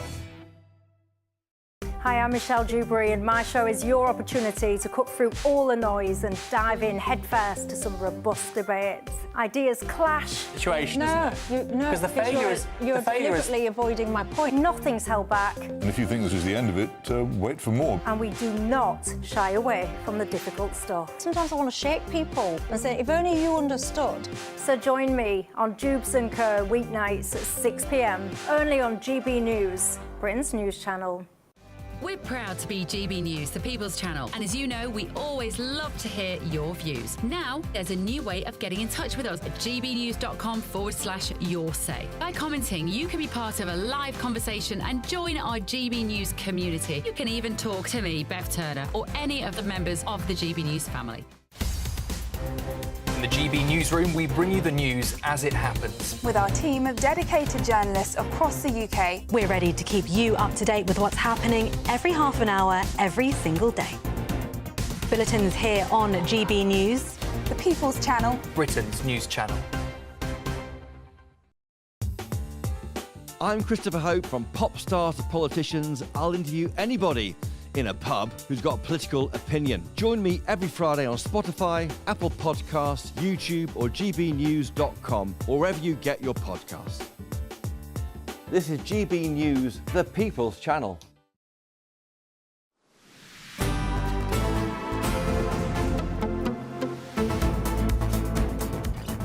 OK, it's 1:27, and the Business Secretary, Jonathan Reynolds, well, he's been accused of fabricating his CV after describing himself as a solicitor, despite never applying for the role.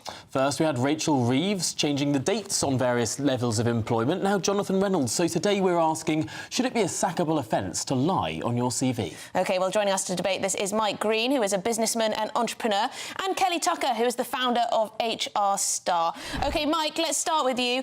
What do you reckon? Well, absolutely. I mean, governments should be able to be trusted, whichever colour they are. This isn't about left or right. This is about right or wrong. It is wrong to lie to get a job in any circumstances. And people will sometimes say, it's just a little lie. It's just a white lie. A lie is a lie. We shouldn't be able to lie, especially when we're in some of the most senior roles in our country, when we're putting our trust in those people. And even more so when it was a party who said that trust had been lost in the Tories and they were going to have a clear out and they were going to bring a new type of politics. OK, let's throw that over to Kelly Tucker. I mean, I do hear what's being said there. However, I think there's a difference between a lie and exaggerating the truth. Rachel Reeves, she did hold that position, not as long as she has made believe. And she has since updated her CV to reflect the accurate date. So I think it's a stretch too far to say that that's a sackable offence. I think we should be being honest. And yes, our CV should reflect the truth. But I think there is a difference between lying and exaggerating the truth. OK, Mike, do you see the difference there? Absolutely not. A stretching of the truth is a lie. An exaggerating of the truth is a lie. I mean, the reality is it's not the truth. And when you go to court and you put your hand on that Bible, what do they ask you to say? I swear to tell the whole truth, not just some truth, not an exaggeration of the truth, not a stretched version of the truth, the truth. And the minute we allow people to go into shades of grey, I'm sorry, which shade of grey is then acceptable? Kelly, we give them an inch, they'll take a mile. I hear that. I do believe, though, that there are many people out there who would have exaggerated on their CVs trying to, put themselves across in the best way possible to secure roles. I think we also have to question, does that lie or exaggeration of the truth affect their ability to perform the role? Yeah, I think we use the CV as part of that recruitment process, but I think it is a part of it, and it's not something that we should be holding on to determine whether someone once in a position should stay in that position or not. If she's performing well in the role, why would we not leave her in that role despite the fact she did exaggerate the dates of her employment on her CV? I mean, Mike, is there a difference between Rachel Reeves and Jonathan Reynolds here? So Jonathan Reynolds, he's accused of saying he's a solicitor when actually he hadn't fully qualified. So he's had to change that. Rachel Reeves is more about the timings of things and whether she was really an economist or whether it was a bit more of a lowly job that she had at one of these banks. Yeah, I mean, we're not talking about someone who wants to be a barista in Starbucks here. We're talking about the top of our government, OK? And also, to me, it's back to the minute we allow any shade of grey, there is no limit to how far they will stretch this. Rachel Reeves, Jonathan Reynolds, they pariahed the last government, as they should have when things weren't true, and then they go and lie themselves. Why did they lie? I'd look beyond it. But also, the minute you find out someone lies a little bit, can you trust them ever? Kelly, is there It's trust. Trust is where we know they are honest or they are dishonest. And it's not someone at a very low-level job or a menial task. This is running our country. OK, Mike, we started with you, so Kelly, we will finish with you. Is there a difference here when there's a matter of hypocrisy that's brought into the entire discussion? Yeah, I think there is. And I think Mike just touched on it there. For me, it would be understanding the reasons why the person wasn't truthful on their CV. I would want to understand why she exaggerated the dates or why he said he held a position that he didn't. And for me, before anyone's sacked from any position, there needs to be a level of investigation. So I would always say, let's find out why they weren't truthful and then use that to determine whether they should be sacked or not. OK, well, Mike Green, Kelly Tucker, thank you very much indeed for your time, for having that back and forth with us. So there you go. I do think that in most jobs, if you are caught out embellishing your CV, you do get the sack. Also, I remember a relative of mine who was a teacher, and you know, in year 12 or whatever it is, when you write your letter with all your personal statement. Personal statement, yes, and she'd get personal statements that she knew were just not true. She made them rewrite them. You know, you can't say you were the under 10 champion in chess if you actually weren't. You went to chess club once, you know? Right, right. You can't say you did work experience for a charity if you didn't. What if you read sort of an abridged book, a synopsis of a book, and then you say you've read the book? Isn't that what people do on their personal statements? There are no shades of grey. This is black and white, Tom.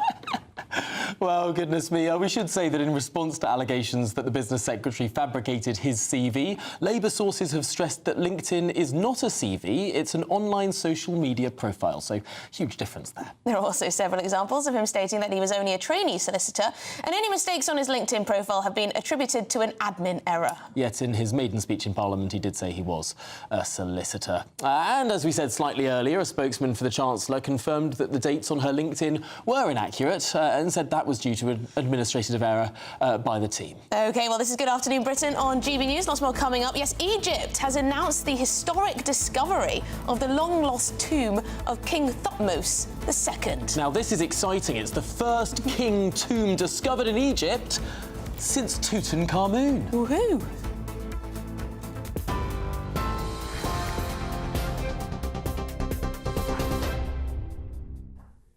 Good afternoon. Your headlines at 1:34. Volodymyr Zelensky has said Donald Trump is trapped in a disinformation bubble after the US president suggested that Ukraine could have settled the war with Russia very easily. This could have been settled very easily. Just a half-baked negotiator could have settled this years ago. In a news conference, the Ukrainian leader said he is seeing a lot of disinformation from Russia, including claims his approval ratings are at 4%, which was echoed by Donald Trump yesterday. It comes as the US president hinted an election may be needed in Ukraine for peace. Meanwhile, Zelensky also said the US demanding a return of $500 billion in minerals is not a serious conversation. The UK's inflation rate has jumped from 2.5% to 3% in January, the highest level in 10 months. It means that on average, something which cost £1 a year ago now costs £1.03. The Bank of England's target for inflation is 2%. The chief economist of the Office for National Statistics says the rise has been driven partly by airfares, meat, bread and private school fees. Retailers selling knives online face stricter laws under the government's new crackdown, as a review finds it's easier for children to buy knives than it is to purchase paracetamol. Tougher prison sentences will be introduced for selling knives to under 18s, and retailers will be obliged to report suspicious or bulk purchases that could then be sold on via social media. It's all part of the government's aim to increase the protection of young people from knife crime following tragedies after unlicensed sales of the weapons. And the BBC is facing questions over accusations of promoting Hamas propaganda after featuring a boy claimed to be a Hamas leader's son in a new Gaza documentary. The documentary, Gaza: How to Survive a War Zone, was broadcast on Monday evening as an account of ordinary Palestinians. But last night it was claimed one of the child narrators, Abdullah, is the son of a Hamas government minister and the grandson of one of Hamas's founding members. Critics have said the BBC has allowed itself to be used as a propaganda platform for Hamas by giving airtime to the child of one of its senior figures. The BBC has responded, saying the documentary showing the conflict through the eyes of 3 children was produced in line with BBC editorial guidelines, and the BBC had full editorial control. Those are the latest GB News headlines. More in half an hour. For the very latest GB News direct to your smartphone, sign up to News Alerts by scanning the QR code or go to gbnews.com/alerts. Right, well, it is time for the Great British Giveaway this afternoon. If you want to be one of the 2 new winners, each with a new iPhone, shopping vouchers and £10,000 in tax-free cash, here's how to enter. We're doubling your chances to win in our latest Great British Giveaway, with 2 fabulous prize bundles up for grabs. There's 2 lots of a totally tax-free £10,000 in cash. You'll also receive a brand new iPhone 16, along with £500 in shopping vouchers to spend at your favourite store. And the best news is 2 lucky winners are going to win. For another chance to win, text cash to 63232. 1 entry costs £2 plus 1 standard network rate message, or text bonus to 63232. 5 entries cost £5 plus 1 standard network rate message. Go to gbnews.com/win. Entries start from just £2. Call 0903 681 3232. Calls cost £2 plus your network access charge, or post your name and number to GB11 PO Box 8690 Derby DE1 9TT. UK only. Entrants must be 18 or over. Lines close at 6 p.m. on the 7th of March. Please check the closing time if listening or watching on demand. Good luck.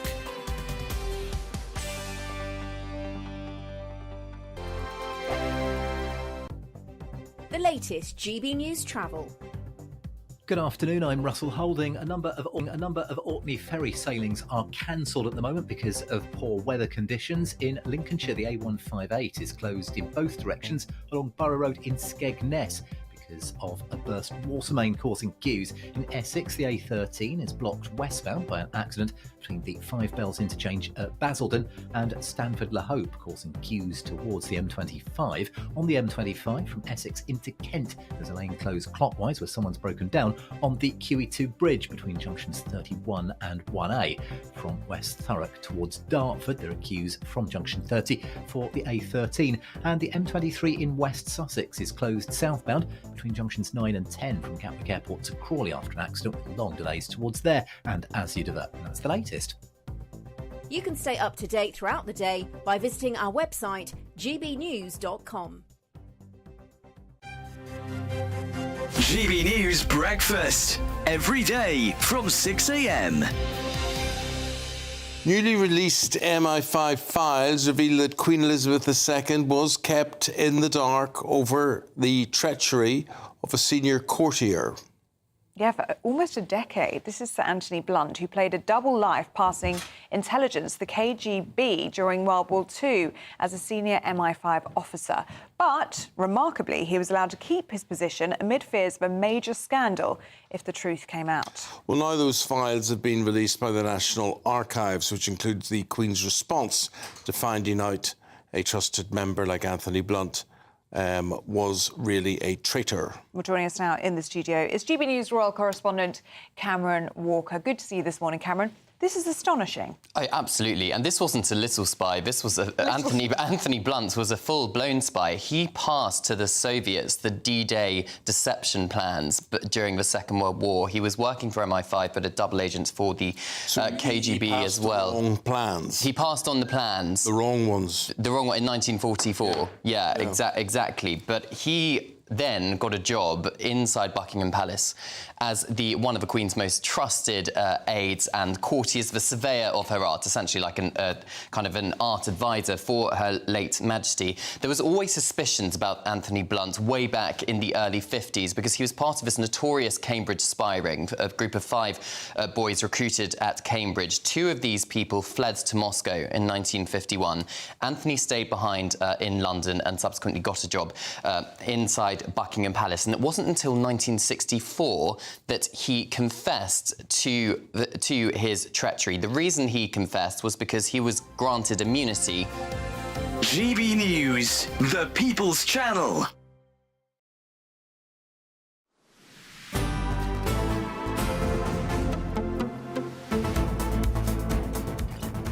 Well, good afternoon, Britain. It is now 1:41. We have some news to bring you from His Majesty the King. He's been visiting the Centre for Injury Studies at Imperial College London to highlight the UK's support to injured service personnel in Ukraine and hear about the link between research and humanitarian efforts. Well, the King continues to show his support to Ukraine since the war started when Russia launched its full-scale invasion in February 2022.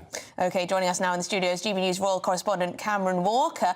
This is an interesting visit. Well, it's an interesting timing, actually, Emily, isn't it? Considering the meeting between the US and Russian officials yesterday. Of course, Britain and Europe and Ukraine not invited to that meeting. But nevertheless, the King ploughed on with this visit to Imperial College London.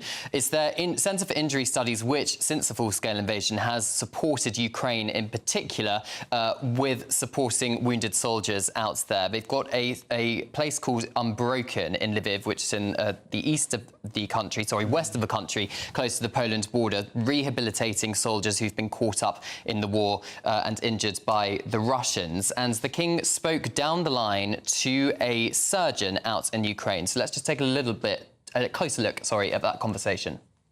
The commitment of Your Majesty and the British people is invaluable to us, and we silently hope for your continued support in these critical times. I'm only hoping I'm not causing a terrible disruption to your normal working activities there. I know how busy and how committed you all are, and hope that you could give my kindest thoughts and wishes to all your team.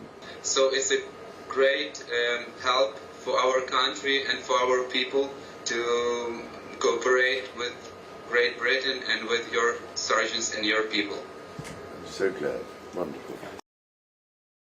So that Ukrainian Ukrainian surgeon there singing the praises of Britain and European support for Ukraine and the continued war effort. Of course, this is all happening at a time where there's a lot of criticism, particularly at the United States over their response to talking to Russia. Of course, the King not getting political in this. This engagement would have been in the diary for months. It hasn't been put in last minute, and it would have been odd for him to cancel it quite so last minute, despite the diplomatic tensions. But of course, the King kind of personifies this idea of soft diplomacy, doesn't he? So it is highlighting the issue and highlighting the support Britain and Europe gives to Ukraine. It's a very interesting piece of timing, but also we know how much Donald Trump looks up to the royal family. We know how much he admired the Queen, his mother being of Scottish extraction, loved the Queen. Whenever he's sort of faced by photographs of him and the Queen, he will talk about it again and again and again.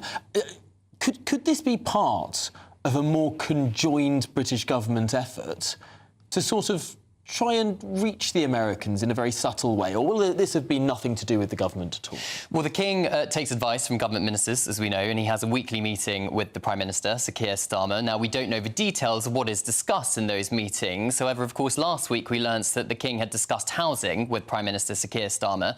So it's not impossible that the King has discussed Ukraine with the Prime Minister of the United Kingdom. But, of course, constitutionally, the King has to remain above politics and cannot give a political opinion, and he certainly can't dictate British foreign policy. That's up to the Foreign Secretary and the Prime Minister. Of course, there's still a bit of a question mark whether King Charles is going to be travelling to Washington, D.C. next year for a state visit. Sources close to the King are really playing down that idea that there's anything firm in the diary. But again, I think perhaps, let's say it's in the early stages of planning. Is there a Canada trip on the perhaps coming down the trip? Well, logistically, that has been talked about because, of course, the United States are very close to Canada. If they're going to kill two birds with one stone, let's put it that way. The last time the King visited Canada was when he was Prince of Wales. I was actually part of that cohort in 2022, just before he became king. So yeah, it'll be interesting for him to go. It makes me feel a little uneasy. Is he? I don't know.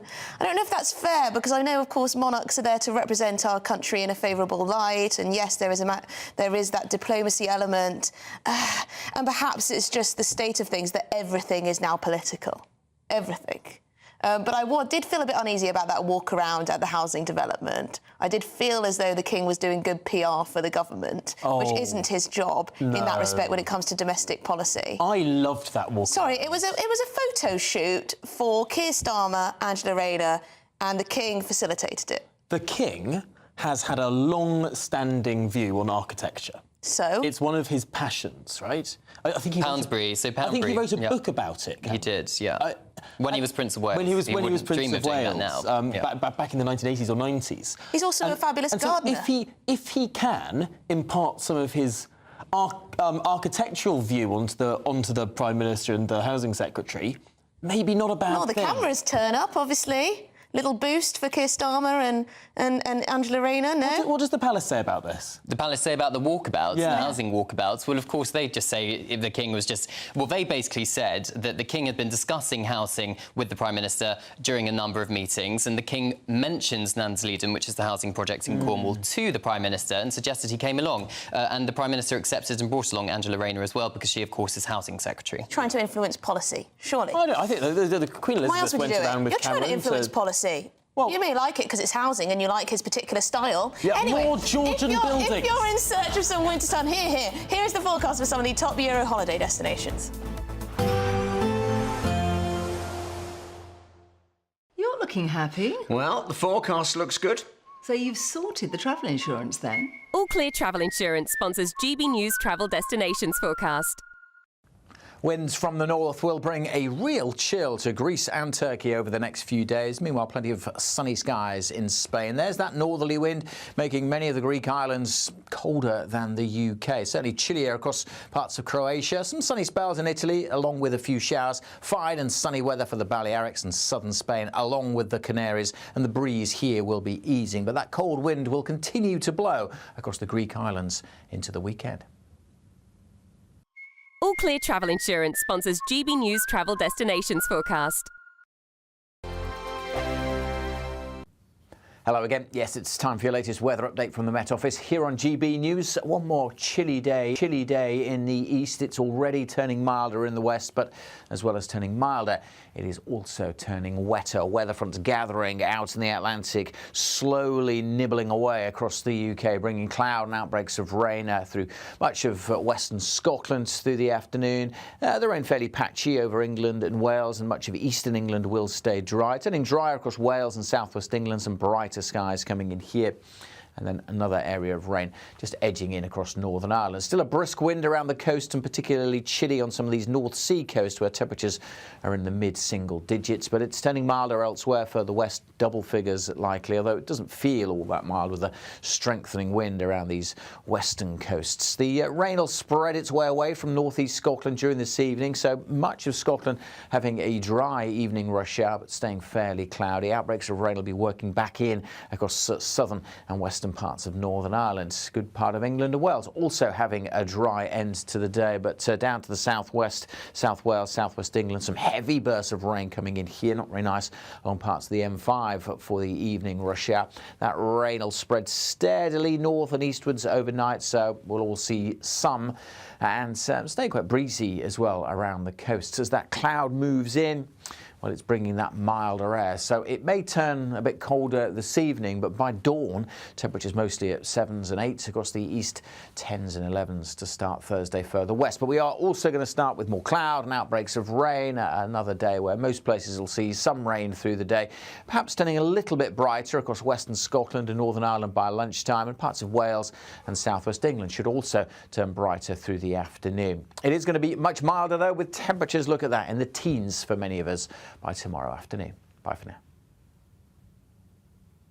If you want your news to be straight talking, this is a nightmare for the Conservatives again. Down to earth. It's not just Nottingham where this is happening, is it? And most importantly, honest. Hard-working, middle-class taxpayers, they'll get their book thrown at them. Then catch me, Martin Daubney, Monday to Friday, 3 till 6 p.m. on GB News, Britain's news channel. Headliners on GB News 11 p.m. every night. It's got 3 top comedians going through the next day's newspapers so you don't have to read them, which is great. That's a good point. He's lying. I mean, maybe he's not lying. That's Headliners every night from 11 p.m. and 5 a.m. as well on GB News, Britain's news channel. Join me, Nana Akwe, for an informative, interactive news programme with a difference. It's fun. No, he didn't say that, though. I'm so surprised. I think there's an element of truth to that. Join me from 3 p.m. every weekend, only on GB News, Britain's news channel.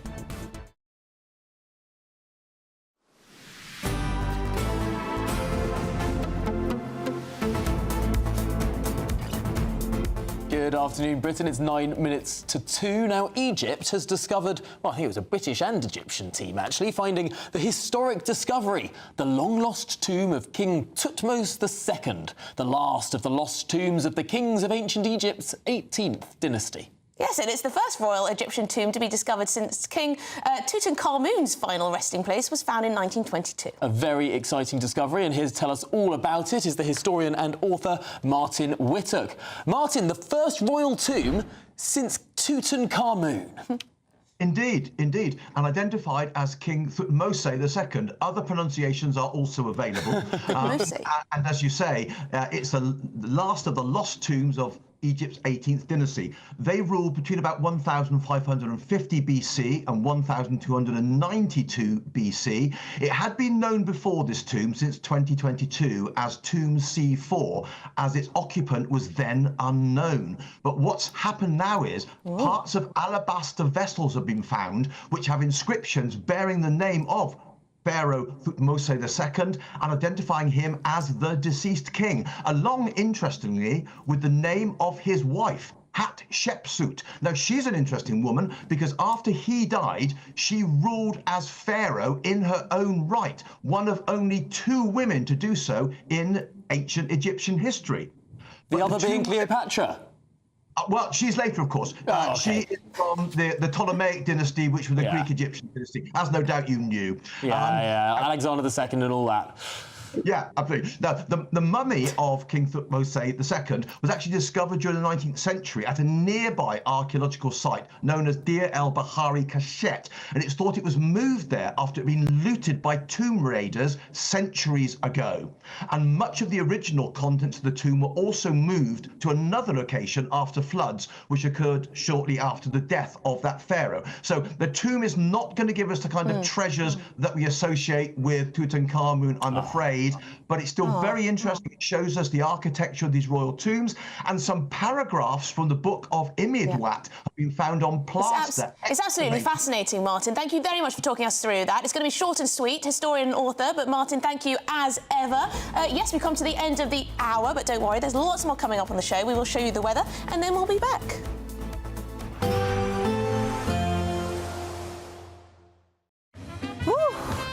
A chilly start will give way to a lovely, warm afternoon.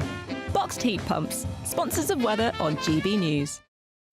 Afternoon, welcome to your latest weather update from the Met Office here on GB News. The weather has changed. It's turning milder, but it's also turning quite blustery. The wind's going to get stronger over the next few days. We'll all see further spells of rain, all thanks to low pressure systems and weather fronts. Look at them all lining up out in the Atlantic, finally pushing away the high pressure that's brought most of us a pretty dry February so far. But it's going to be far from dry tonight. Patchy rain here and there, but many eastern areas dry this evening. But look at that rain spreading its way in. Some of that rain on the heavy side too. A lot of cloud around and the winds continuing to strengthen. Quite chilly this evening across parts of the east, but these are the temperatures by morning, 7 or 8 degrees above freezing in some parts of the south and the west. Start Thursday in double digits, but also start pretty drab, fairly blustery with further outbreaks of rain to come. It's going to be a grey day across much of Scotland. The rain fairly light and patchy across the north initially, but further pulses of heavier rain coming into the southwest and a pretty wet start for Northern Ireland. Some heavy bursts of rain here for the morning rush hour. Outbreaks of rain too across Wales and southwest England. Parts of eastern England having a dry start, but again, don't expect it to last. The breeze continuing to strengthen, getting really quite windy in western areas as this next band of rain works in across northern England, North Wales, covering Scotland. Should turn a bit brighter in southern Scotland, Northern Ireland for a time, but then more showers come in during the afternoon. Wales, southwest England, northwest England also looking a bit brighter to end the day. We're all looking milder. Look at the temperatures. Double digits across the board. Some places getting into the teens. We might even squeak up to 15 or even 16 Celsius. Still a few heavy showers around across northeast England and Scotland on Thursday evening, but many places becoming dry for a time. But behind me, there's more wet weather moving in, and that means further spells of wet weather for Friday and through the weekend. Also looking pretty gusty at times as well. A nice bright morning will generate a lovely warm day, right through to the evening. Boxed Solar, sponsors of weather on GB News. Want to be one of 2 lucky Great British Giveaway winners? That's right, you could win one of 2 prize bundles, which includes a brand new iPhone 16, £500 in shopping vouchers to spend in your favourite store, and an incredible £10,000 in tax-free cash to spend however you like. What would you spend that cash on? For another chance to win, text cash to 63232. One entry costs £2 plus 1 standard network rate message, or text bonus to 63232. 5 entries cost £5 plus 1 standard network rate message. Go to gbnews.com/win. Entries start from just £2. Call 0903 681 3232. Calls cost £2 plus your network access charge, or post your name and number to GB11 PO Box 8690 Derby DE1 9TT. UK only. Entrance must be 18 or over. Lines close at 6 p.m. on the 7th of March. Please check the closing time if listening or watching on demand. Good luck.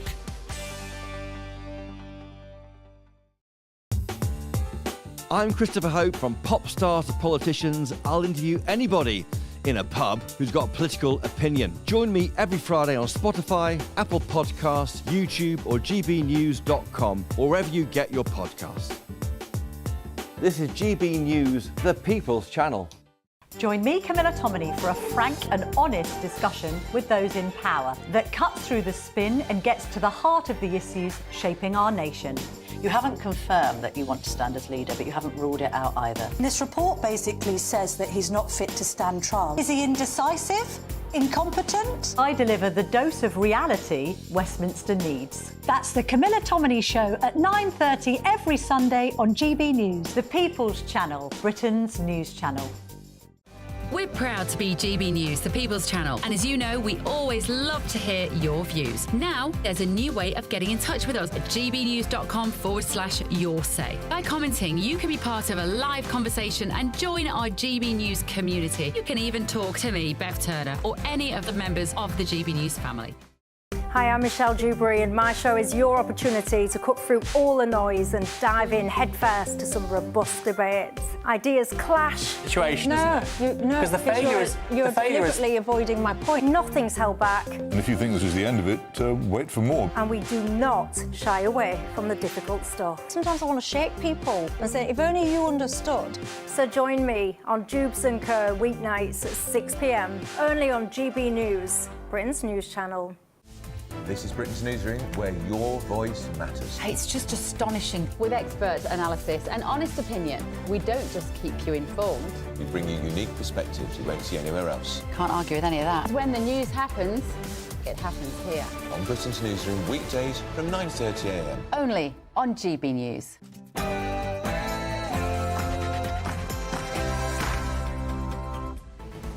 Good afternoon, Britain. It's 2 o'clock on Wednesday, the 19th of February. I'm Tom Harwood. And I'm Emily Carver. In the last few minutes, Vladimir Putin has said Russia is ready to get back to negotiations on Ukraine, adding mediators are not needed. This comes as Volodymyr Zelensky says Donald Trump is living in disinformation space created by Russia. OK, and closer to home, Rachel Reeves appears to be on the ropes this afternoon as inflation jumps to its highest level in 10 months. It's the latest blow in a litany of bad news for the Chancellor. And today we're asking, should it be game over for Rachel Reeves? Is it a bird? Is it a plane? No, it's a city-killing asteroid. It now has a 1 in 32 chance of hitting planet Earth in 2032. This asteroid could wipe out a city. How worried should we be?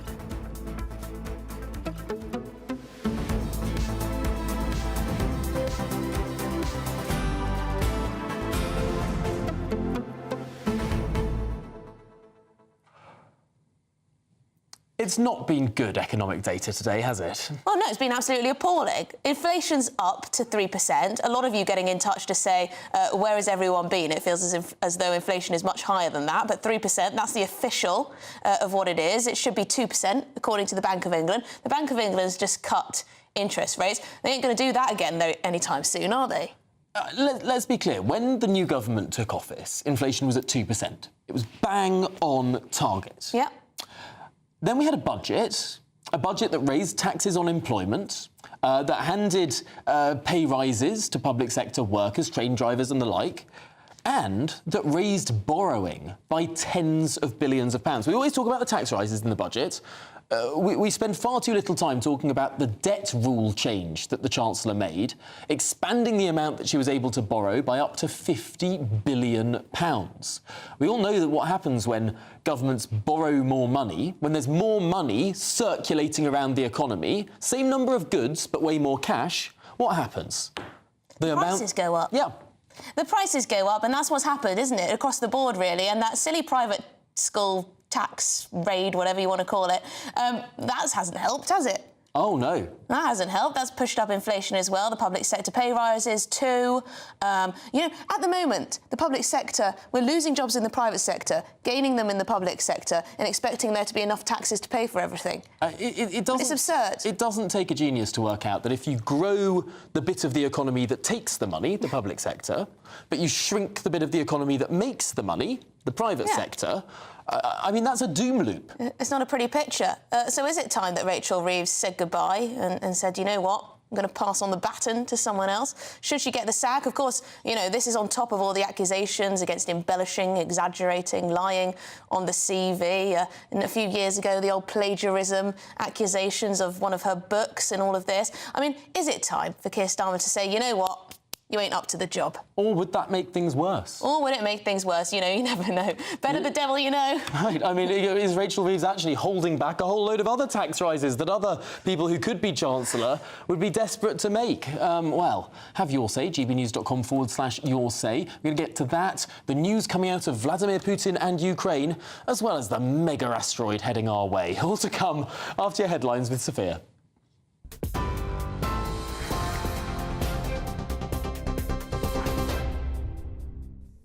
Tom, Emily, thank you. Good afternoon. It's just gone 2 o'clock. These are your headlines. Vladimir Putin has said Russia is ready to get back to the negotiations over the war in Ukraine, adding a resolution is a priority for Russia. In remarks cited by state news agency TASS, Putin said the purpose of yesterday's talks between US and Russian officials in Saudi were to increase trust, and he added he is happy with the outcomes. Putin has also said energy talks are needed between leaders of Russia, US and Saudi Arabia. Meanwhile, Volodymyr Zelensky has said Donald Trump is trapped in a disinformation bubble after the US president suggested that Ukraine could have settled the war with Russia very easily. This could have been settled very easily. Just a half-baked negotiator could have settled this years ago. Speaking in a news conference, the Ukrainian leader says he is seeing a lot of disinformation from Russia, including claims his approval ratings are at 4%, which was echoed by Donald Trump yesterday. It comes as the US president hinted an election may be needed in Ukraine for peace. Meanwhile, Zelensky also said the US demanding a return of $500 billion in minerals is not a serious conversation. In other news, UK inflation jumped sharply in January, driven by rising food prices, airfares and an increase in private school fees. The higher-than-expected rate rose to 3% from 2.5% in December, the highest level in 10 months. The Shadow Chancellor, Mel Stride, said this government is to blame. Unexpectedly large rise that is going to impact families right up and down the country. But look, this has happened because of choices this government has made. It's gone out and spent a lot of money, borrowed a lot of money. That's been inflationary. It has also neglected productivity when it cut those public sector wage deals. There were no productivity requirements attached to that. And of course, the national insurance increases for employers will in part at least be passed on and is being passed on by way of higher prices. So those are decisions that this government took, and they were the wrong decisions.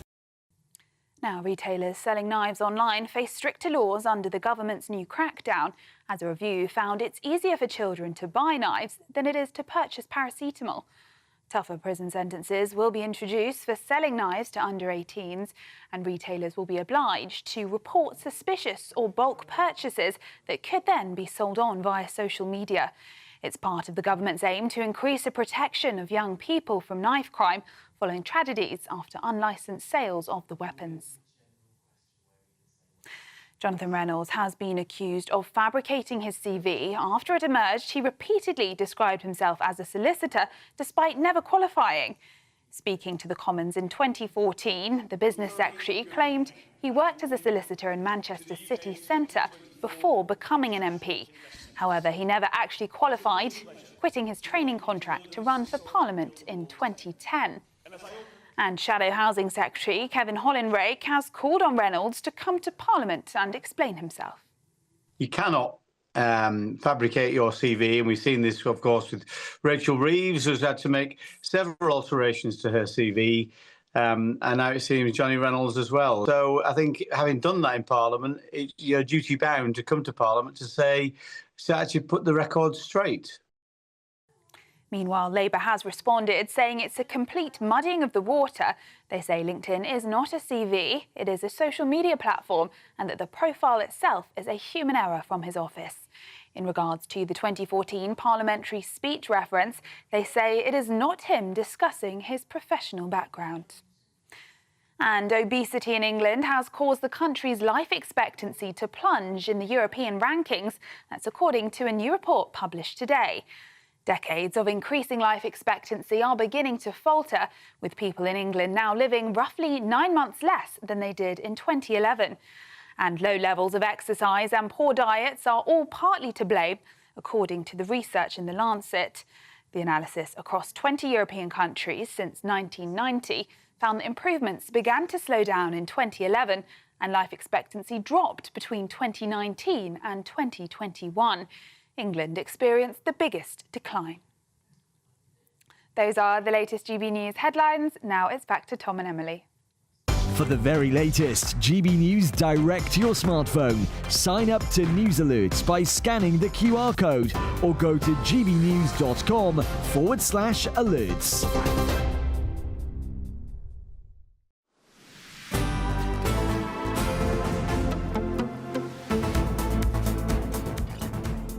Good afternoon, Britain. It's 8 minutes past 2. Now, the Chancellor, is she on the ropes this afternoon? Inflation, of course, has jumped to its highest rate in 10 months. Notably, that's 50% higher than when the new government took office. Yes, and it is the latest blow in a litany of bad news for Rachel Reeves, who last week had to face the reality that the economy grew by just 0.1% in the last quarter, a per capita contraction. Yes, we have a Chancellor who promised to boost growth, but per person, on a per capita basis, we're in recession. Yeah, and she did promise to get inflation down and keep it there, but it has shot up. And she promised to boost jobs. But instead, businesses say they're preparing for mass staff cuts. And, of course, the government promised integrity, yet the Chancellor has been accused of being misleading on her CV, not once, but twice. So we're asking, should it be game over for Rachel Reeves? Is she doing a good job? Let's speak to the Professor of Economics and Public Policy at King's College London, Jonathan Porters. Jonathan, I mean, growth's not good, inflation's not good, a new era of stagflation, as we were hearing about when the Bank of England were delivering their assessment not so long ago. The picture's gloomy. The picture isn't great and hasn't been for some time. Some people would say for most of the last 15 years. But I think we should keep this in perspective. About 6 weeks you had me on to discuss what you were then, and some of your more hysterical colleagues were even worse, to be frank. Oi, stop with the insults, Jonathan. You did this last time. Let me be clear. Well, I just think you should. You've just been talking about Rachel Reeves in crisis. You had Rachel Reeves in crisis 6 weeks ago about gilt yields, because you claimed, you and, as I said, some of your more excitable colleagues, because gilt yields went up a bit in response to what was happening in the US. Well, guess what? Of course, they fell back very much as I and others said they would. And suddenly you're not talking about them because they're back almost exactly where they were at the turn of the year. Hang on, Jonathan. On the issue of gilt yields, just because you brought this up, we did see last week the Permanent Secretary to the Treasury before a select committee of Parliament clarifying, perhaps accidentally admitting, that the £10 or so billion of wiggle room that the Chancellor had left from her budget has now been wiped out because the gilt yields have gone up. This is a real problem for the Treasury. Well, that's right. The fact that Trump pushed up gilt yields a bit compared to where they were before is something of a problem, although I wouldn't take the £10 billion number. But coming back to the inflation numbers, again, last month inflation was somewhat lower than expected. This month it's somewhat higher than expected. The Bank of England said very explicitly, I'm not quite sure what this means in technical economic terms, but they said it would be a bumpy road towards 2%. Well, bumpy, I think, simply means that the figures go up and down from month to month. But this isn't particularly different from what we expected a few months ago. It's due to airfares not falling as much as they usually do at this time of year. And as Emily correctly said, the fact that the government, quite sensibly, in my view, put VAT on private school fees, that is not That's a totally ideological policy choice, Jonathan. It's not something that you decide to do for any other reason than ideology. It's something that you do to remove an unjustified tax break to raise money for other things. It's not going to turn the economy around on its own. I absolutely agree. So hang on, Jonathan. So do you not believe that any of the choices that Rachel Reeves has made have been detrimental to our economic trajectory? Because businesses are making it very clear that they're going to have to make job cuts as a result of the tax increases that are coming, as a result of Rachel Reeves' budget. That's not going to be good for people. That's not going to put money in people's pockets, as Rachel Reeves promises she's going to do. GDP per capita is pretty bad. It's on the way down, isn't it? And the growth rate is just on the floor. So what exactly has she done to boost the economy? I can't think of much, Jonathan. I think that certainly, as you said, we've had a pretty gloomy economic picture for some considerable time. And GDP per capita growth has indeed been pretty slow over the last few years, including the last year. I won't attribute very much of that either way to Rachel Reeves. But hang on, Jonathan, so whoever the Chancellor is, it doesn't make a difference? It doesn't make that much of a difference in the very short run, no. The real test for Reeves and for this government will be whether they can deliver growth over the next year to 5 years. What happens in the first 6 months... Would you be so generous, Jonathan, to a different Chancellor? Yes, actually, I was to Osborne and Co. when they came in 2010, and for the next couple of years, I was. I would be for other chancellors as well. Not so much to Kwasi Kwarteng. Well, yes, but I think it's true that chancellors can, if they really try hard, can absolutely blow things up. And I don't think I'm not saying that everything that Rachel Reeves has done has been perfect by any means. I have my own criticisms. I personally would have done some things quite differently. I'm happy to accept that. But equally, the growth trajectory that we're on now was largely set before she came to office, and I think we have to recognise that. OK, Jonathan, I know you've got to rush off to a meeting, so we'll leave it there. But thanks so much for joining us here on Good Afternoon Britain. OK, too soon to tell whether she's going to be a good Chancellor. We'll give it another year then before we have this discussion again, Tom. Yeah, put it in the diary. How long were they saying that the third runway in Heathrow would take to build? What was it, 20 years? A decade, more than that? Well, maybe she just needs that long. Oh, if we're banking on that for our growth, then we're going to be waiting. Anyway, in response to allegations that Rachel Reeves exaggerated the truth on her CV, a spokesman for the Chancellor confirmed that dates on her LinkedIn profile were inaccurate and said it was due to an administrative error by the team. Her profile on the social media site has since been updated. Well, we're going to move on now because there are dramatic scenes in Surrey. A massive sinkhole has forced people to move from their homes. Look at this. Residents in Godstone were evacuated after the ground suddenly gave way on Monday night. Imagine that outside your house. Anyway, a 100-metre safety cordon is now in place, with Surrey County Council declaring a major incident. Locals have been told to steer clear as repairs get swiftly underway. Well, let's cross right over now to GB News reporter Steve Bennett, live from the sinkhole in Godstone. Steve, what on earth is going on the ground there? Tom, Emily, thank you. Yes, there are chaotic scenes here as a sinkhole appeared Monday night. Started at about 10 metres long. It's now 20 metres long, 6 metres wide, and it's affected 30 properties behind me here on the A25. It's a busy road through this small Surrey village, and local residents are telling me that this whole area is built on a sand quarry. They're confident that there's tunnels under this whole area, which has certainly contributed to what has happened here behind us on Monday night. Residents were abruptly evacuated in the early hours of Tuesday morning. Some have told me that the doors were banged loudly, woke them up. They had to grab what they can, and off they went to their friends, family. Insurance companies were putting them up in local hotels. It's been quite a stressful, traumatic time for them. And early on, I caught up with a few of the local residents, and here's what they had to say about exactly what's been going on.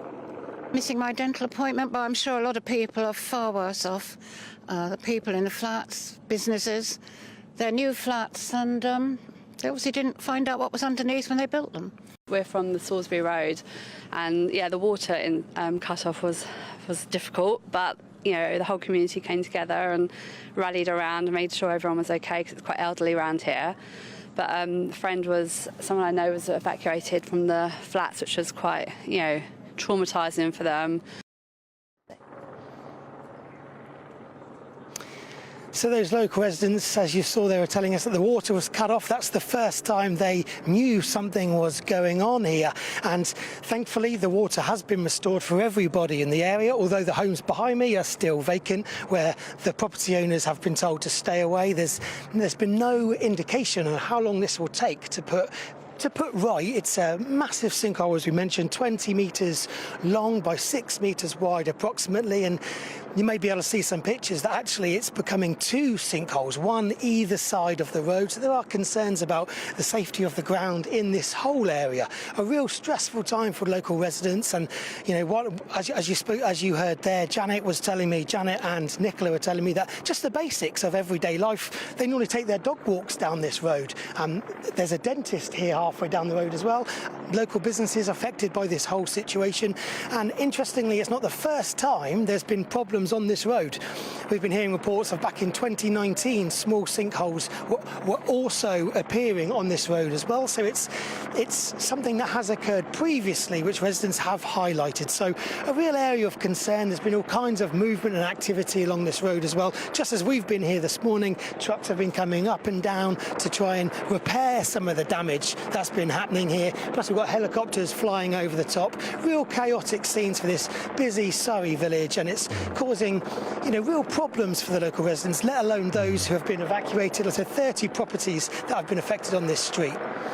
It really is a concern for those in this area. So, Tom, Emily, that's the update so far from here in Surrey. Great stuff. Steve Bennett, I should say, welcome to the team. I believe this is your first report for us here on GB News. It's great to see you out and about, telling us all about that whole situation. Yeah, thank you. Very good. Thank you. Thank you very much indeed, Steve Bennett. Lovely to see a new face. There you go, Steve. Fantastic report. I mean, just how alarmed would you be if you saw, if that just happened right next to where you live? I'd be reading up on my insurance, that's for one. Well, yeah, I mean, a sinkhole, to be honest, I must admit, I didn't know much about sinkholes, but I did read up about them, and there are some that are absolutely enormous, like kilometres long, right? But this one is still pretty big, so far as it must be one of the biggest Surrey's seen. Absolutely. No, big concerns to local residents there. Well, big thanks again to Steve for bringing us all of that. Time now for the Great British Giveaway. If you want to be one of the new 2 winners, each with a new iPhone, shopping vouchers, 10,000 quid in tax-free cash too, here's all the details you need. We're doubling your chances to win in our latest Great British Giveaway, with 2 fabulous prize bundles up for grabs. There's 2 lots of a totally tax-free £10,000 in cash. You'll also receive a brand new iPhone 16, along with £500 in shopping vouchers to spend at your favourite store. And the best news is 2 lucky winners are going to win. For another chance to win, text cash to 63232. 1 entry costs £2 plus 1 standard network network rate message or text bonus to 63232. 5 entries cost £5 plus 1 standard network rate message. Go to gbnews.com/win. Entries start from just £2. Call 0903 681 3232. Calls cost £2 plus your network access charge, or post your name and number to GB11 PO Box 8690 Derby DE1 9TT. UK only. Entrance must be 18 or over. Lines close at 6 p.m. on the 7th of March. Please check the closing time if listening or watching on demand. Good luck.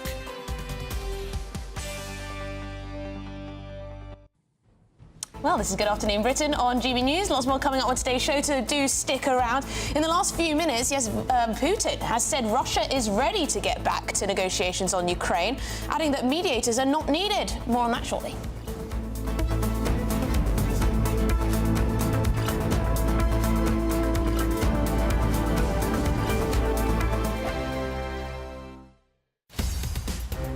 In the GB newsroom, we bring you the news as it happens. With our team of dedicated journalists across the UK, We're ready to keep you up to date with what's happening every half an hour, every single day. Bulletins here on GB News, the People's Channel, Britain's news channel. GB News Breakfast, every day from 6 a.m. But let's return to our debate on whether Meghan and Harry are eco-hypocrites. Now, we asked because Meghan Markle left the Invictus Games a couple of days ago via private jet. Now, they have stood on platforms where they've talked about the importance of environmentalism and the like. So joining us to debate this is the director of the Climate Media Coalition, Donncha McCarthy, here in the studio. And we also have the royal journalist, Ellen Coughlin. Thank you very much to you both for joining us. Donncha, I'll start with you. You do think that they are hypocrites? Yeah, I mean, I think it's very good that Meghan and Harry are advocating sustainable travel, and they've set up a charity promoting sustainable travel. But that the next step means you've got to practice it yourselves. Practicing what you preach is really important. But I think the interesting thing about this story is the figures. 6.6 tonnes for one flight. Most people don't know what a tonne of carbon is. 6.6 tonnes is 13 years. 13 years of the average household's electricity emissions. One of the big problems we don't talk about is the carbon footprint of the super rich. The top 1% of humanity emits more emissions than the 70% poorest. Ellen, what do you think? Do you think we're being too harsh on Meghan and Harry? They're doing their best. It's you. Harry and Meghan often fly commercial. Harry said in an interview before that 99% of the time they will fly commercial, but the odd time, inevitably, they will have to fly on a private jet. They have shown their commitment to reducing their carbon footprint by offsetting the emissions. Also, Harry has set up his travel charity called Travelice to help companies be more Isn't that informed part of the about travel. hypocrisy, though, to be fair, Ellen? With respect, it's all very well and good calling Elton John and getting him to plant some trees for you. GB News, the People's Channel. If you want your news to be straight talking, this is a nightmare for the Conservatives again. Down to earth. It's not just Nottingham where this is happening, is it? And most importantly, honest. Hard-working, middle-class taxpayers, they'll get their book thrown at them. Then catch me, Martin Daubney, Monday to Friday, 3 till 6 p.m. on GB News, Britain's news channel. Headliners on GB News 11 p.m. every night. It's got 3 top comedians going through the next day's newspapers so you don't have to read them, which is great. That's a good point. He's lying. I mean, maybe he's not lying. That's Headliners every night from 11 p.m. and 5 a.m. as well on GB News, Britain's news channel.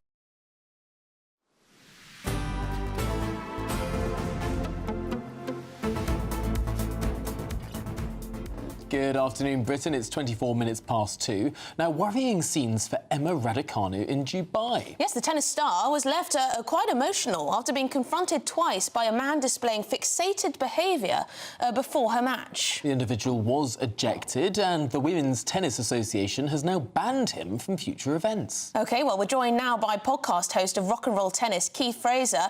Keith, this video has been going viral. Emma Raducanu breaking into tears. And this was because a man was there who has previously, as well as on that day, shown quite fixated behaviour on her, am I right? Yes, apparently she was approached, I think, a day or two before. I think it was a day before her actual match.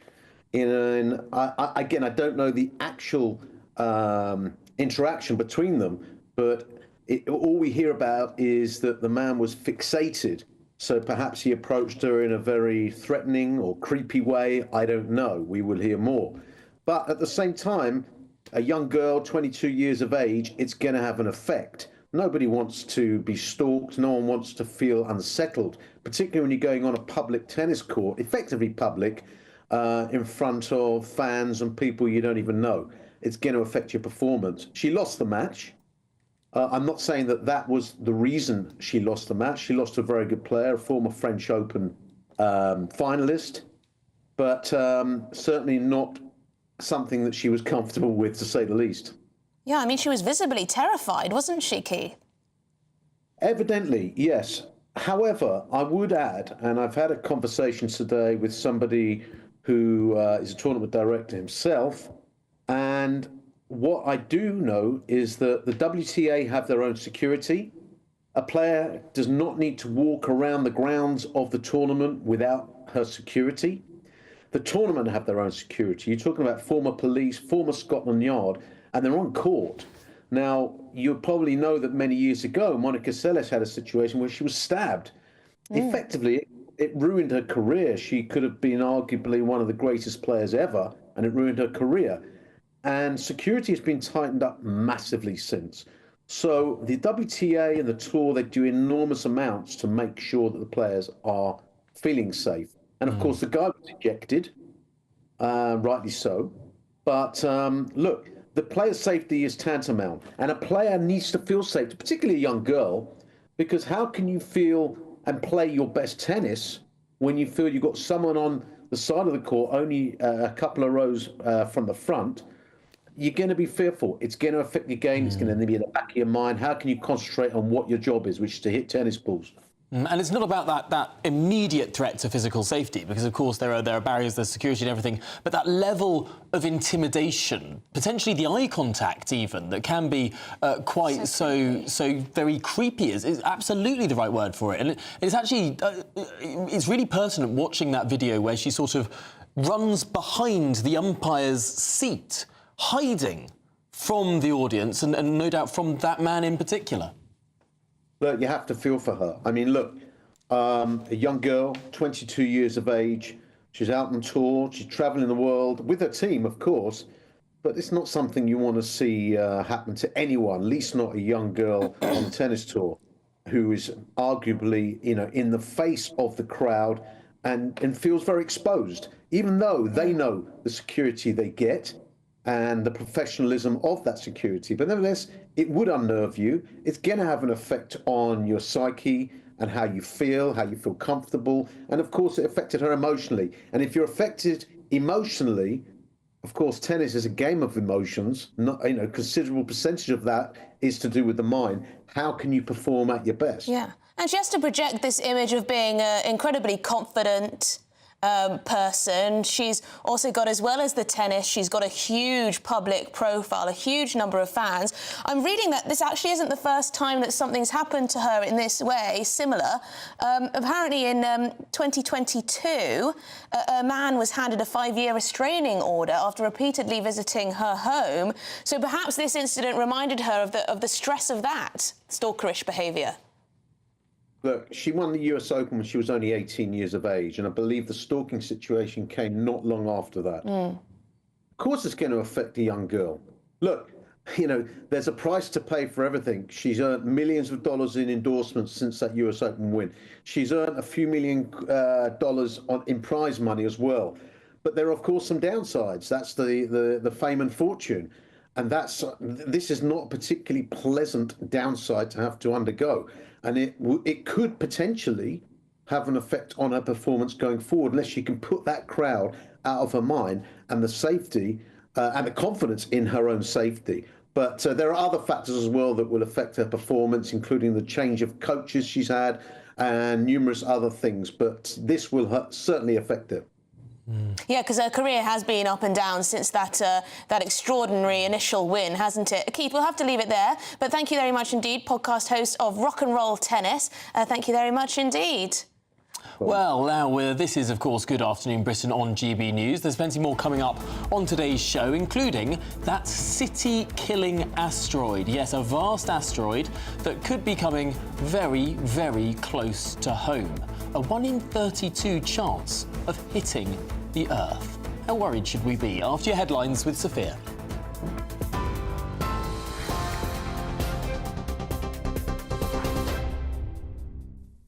Tom, Emily, thank you. Your headlines at 2:31. Vladimir Putin has said Russia is ready to get back to negotiations over the war in Ukraine, adding a resolution is a priority for Russia.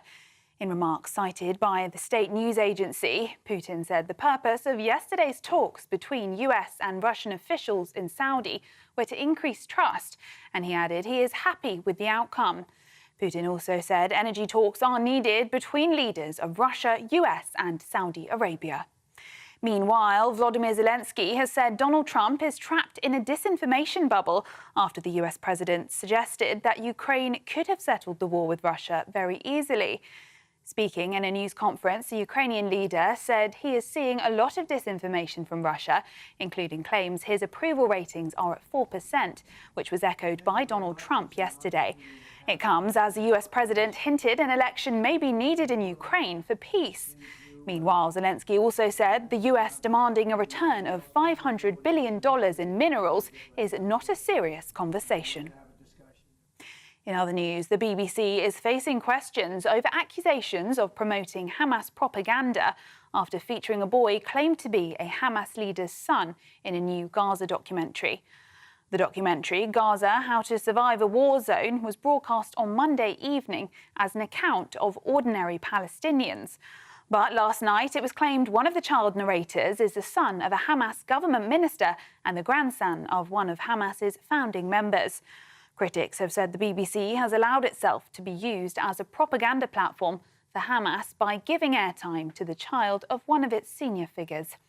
But the BBC has responded, saying the documentary showing the conflict through the eyes of the three children was produced in line with editorial guidelines and the BBC had full editorial control.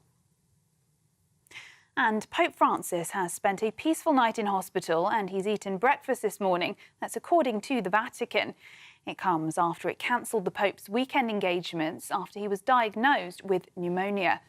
He has been suffering from a respiratory infection for over a week and was admitted to hospital on Friday. The Vatican added in a statement that laboratory tests, chest x-rays and the clinical conditions of the Holy Father continue to present a complex picture, but that he remains in good spirits. Those are the latest GB News headlines. Sam Francis will have more for you in half an hour. For the very latest GB News direct to your smartphone, sign up to news alerts by scanning the QR code or go to gbnews.com/alerts.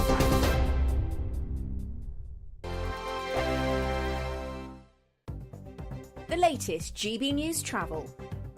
Good afternoon, I'm Russell Holding. Orkney ferry sailings are cancelled between Pyrrhawall and Papa Westray because of poor weather conditions, and they're cancelled between Rousay and Egglesay, between Egglesay and Wyre, and between Wyre and Tingwall because of a technical problem. In Lincolnshire, the A158 is closed in both directions along Borough Road in Skegness because of a burst water main causing queues. On the M5 in Worcestershire, there's a lane closed northbound where a lorry's broken down just after junction 5 at Droitwich, causing queues through the roadworks towards there. On the M25 in Kent, the inside lane's closed clockwise between junctions 1A and 1B at Dartford after an accident with queues halfway over the QE2 bridge, and the M23 in West Sussex is closed southbound between junctions 9 and 10 from Gatwick Airport to Crawley after an accident and spillage. There are long delays towards the closure and on routes through East Grinstead as you divert.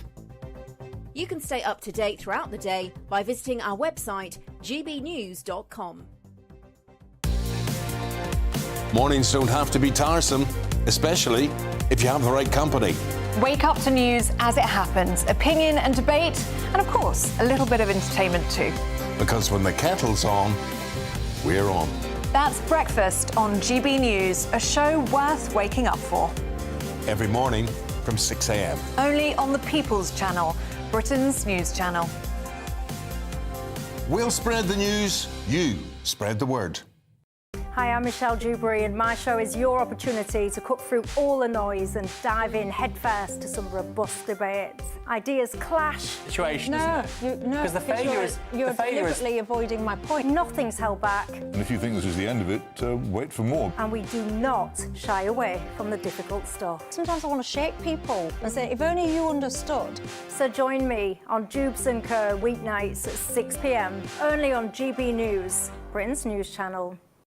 It's Patrick Christie's Tonight, and here we do things differently. It's explaining the absolute madness of this, doesn't it? It's explosive. I mean, this is very good. It's lively. 850. Your government sat there, Sean, and it did nothing. It's controversial. And the Middle East has been in turmoil since before I was born. It's everything you need to kickstart your evening. Everyone's had their Weetabix tonight. I love to see it. That's Patrick Christie's Tonight, weeknights from 9 p.m. Only on GB News, the People's Channel, Britain's news channel. Join me, Camilla Tominey, for a frank and honest discussion with those in power that cuts through the spin and gets to the heart of the issues shaping our nation. You haven't confirmed that you want to stand as leader, but you haven't ruled it out either. This report basically says that he's not fit to stand trial. Is he indecisive? Incompetent? I deliver the dose of reality Westminster needs. That's the Camilla Tominey Show at 9:30 every Sunday on GB News. The People's Channel, Britain's news channel.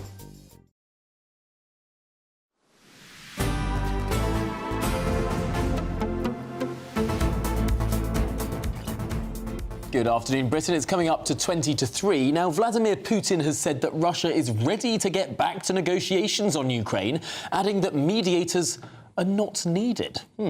It comes after Volodymyr Zelensky said Donald Trump is living in disinformation space created by Russia. OK, well, we're joined by GB News Home Security Editor Mark White to help us make sense of this.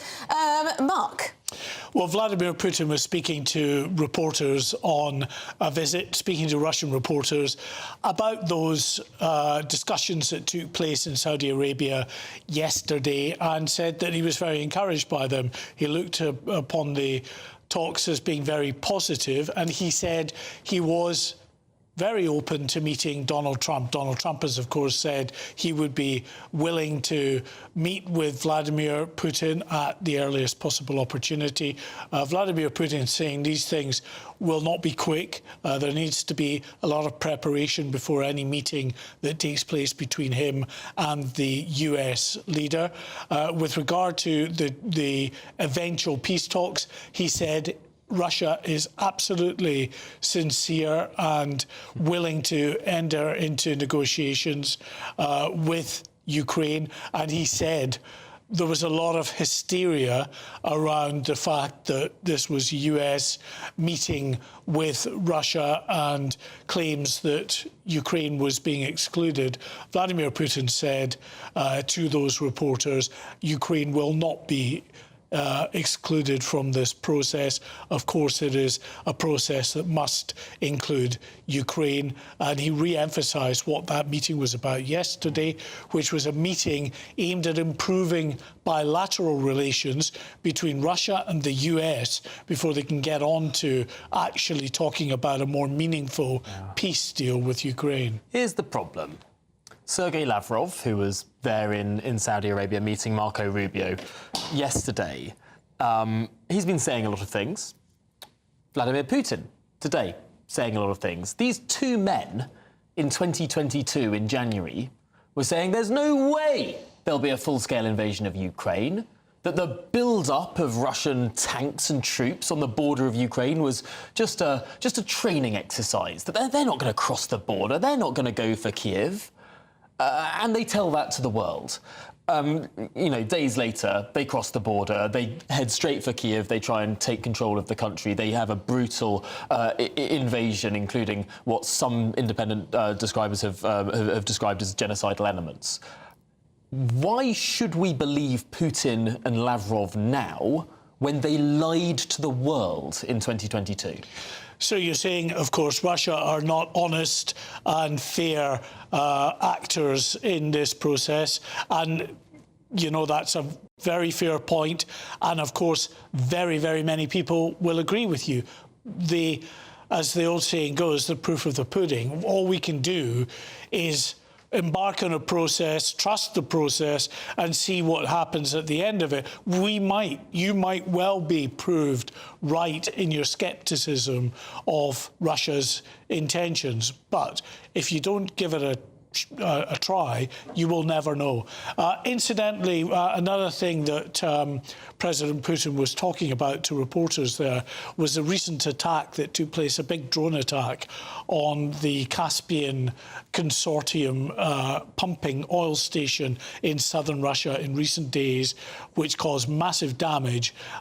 Vladimir Putin saying that he believes that there was European involvement in that, European militaries providing the intelligence, that there is no way, according to Vladimir Putin, according to the assessments that they have carried out since that attack, that Ukraine would have had the ability, the wherewithal to mount such an attack without Western backing and European, he says, backing. So might have been American, but he's clearly focused on Europe. He doesn't want to upset the Americans who he's just embarked on in terms of perhaps an improvement in relations. I mean, we know that Keir Starmer is now going to meet with Donald Trump. He's been asking to meet with Donald Trump on his turf. He's going over to the States to do so. I mean, I'm trying to think, will their discussions be dominated by this, or will this just be one element of what they talk about? Because how influential would Keir Starmer's opinion be to Donald Trump, do you reckon, on this matter? I can't imagine very influential, but of course, you know, he will be pushing home the point that European leaders must be involved in any peace negotiations, any deal, because this is a crisis on the European continent. It's a well-rehearsed argument from European leaders and a very valid point. But that doesn't mean that particular valid point is something that Donald Trump will actually take any heed of. It would be more of a valid point, though, wouldn't it, if Europe could agree on such things? They seem to agree on you know, wanting to protect Ukraine in vague terms from Russia, and yes, some countries have given a huge amount of money and also military expertise to that end. But Keir Starmer coming out and saying, you know, I'm willing to consider putting troops on the border to protect a peace settlement in the future. Germany just immediately said, no, we're not going to be doing that. Thank you. Well, now, looking at the way in which that meeting ended yesterday, I think you could absolutely argue that the pronouncements from Keir Starmer were premature, to say the least.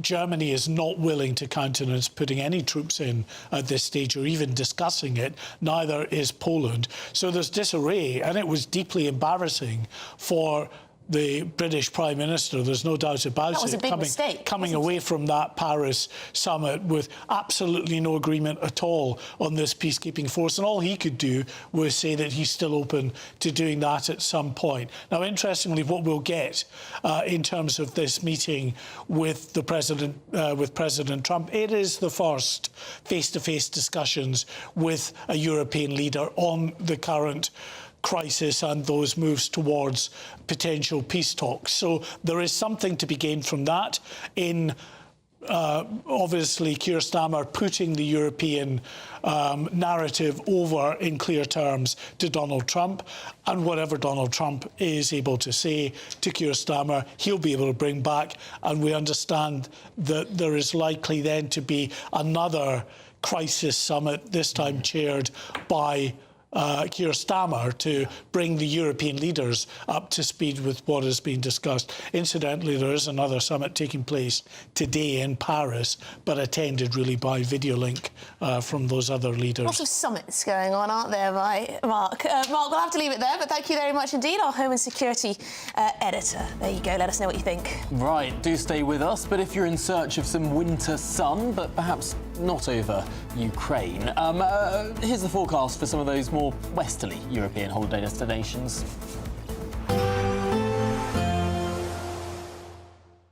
You're looking happy. Well, the forecast looks good.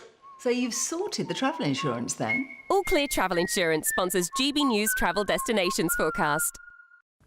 Winds from the north will bring a real chill to Greece and Turkey over the next few days. Meanwhile, plenty of sunny skies in Spain. There's that northerly wind making many of the Greek islands colder than the UK. Certainly chillier across parts of Croatia. Some sunny spells in Italy, along with a few showers. Fine and sunny weather for the Balearics and southern Spain, along with the Canaries. And the breeze here will be easing. But that cold wind will continue to blow across the Greek islands into the weekend. All Clear Travel Insurance sponsors GB News Travel Destinations Forecast. OK, this is Good Afternoon Britain on GB News. Lots more coming up, including, yes, we will be returning to that city-killing asteroid, which now has a 1 in 32 chance of hitting us here in planet Earth in 2032. That's not far off. Hello again. Yes, it's time for your latest weather update from the Met Office here on GB News. One more chilly day in the east. It's already turning milder in the west, but as well as turning milder, it is also turning wetter. Weather fronts gathering out in the Atlantic, slowly nibbling away across the UK, bringing cloud and outbreaks of rain through much of western Scotland through the afternoon. The rain fairly patchy over England and Wales, and much of eastern England will stay dry. Turning drier across Wales and southwest England, some brighter skies coming in here. And then another area of rain just edging in across Northern Ireland. Still a brisk wind around the coast, and particularly chilly on some of these North Sea coasts where temperatures are in the mid-single digits. But it's turning milder elsewhere. Further west, double figures likely, although it doesn't feel all that mild with a strengthening wind around these western coasts. The rain will spread its way away from northeast Scotland during this evening, so much of Scotland having a dry evening rush hour, but staying fairly cloudy. Outbreaks of rain will be working back in across southern and western parts of Northern Ireland. Good part of England and Wales also having a dry end to the day, but down to the southwest, South Wales, southwest England, some heavy bursts of rain coming in here. Not very nice along parts of the M5 for the evening rush hour. That rain will spread steadily north and eastwards overnight, so we'll all see some, and stay quite breezy as well around the coast as that cloud moves in. Well, it's bringing that milder air, so it may turn a bit colder this evening, but by dawn, temperatures mostly at 7s and 8s across the east, 10s and 11s to start Thursday further west. But we are also going to start with more cloud and outbreaks of rain, another day where most places will see some rain through the day, perhaps turning a little bit brighter across western Scotland and Northern Ireland by lunchtime, and parts of Wales and southwest England should also turn brighter through the afternoon. It is going to be much milder, though, with temperatures, look at that, in the teens for many of us by tomorrow afternoon. Bye for now.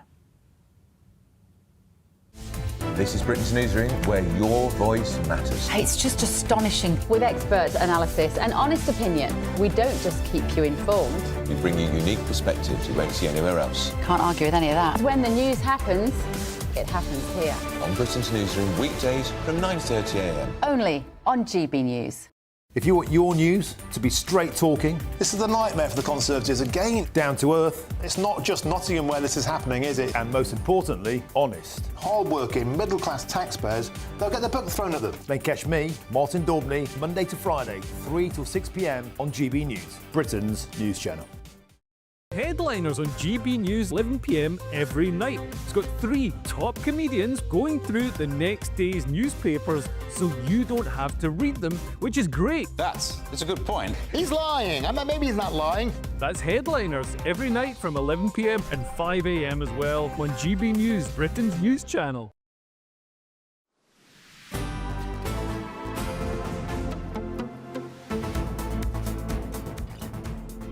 Good afternoon, Britain. It's coming up to 10 to 3.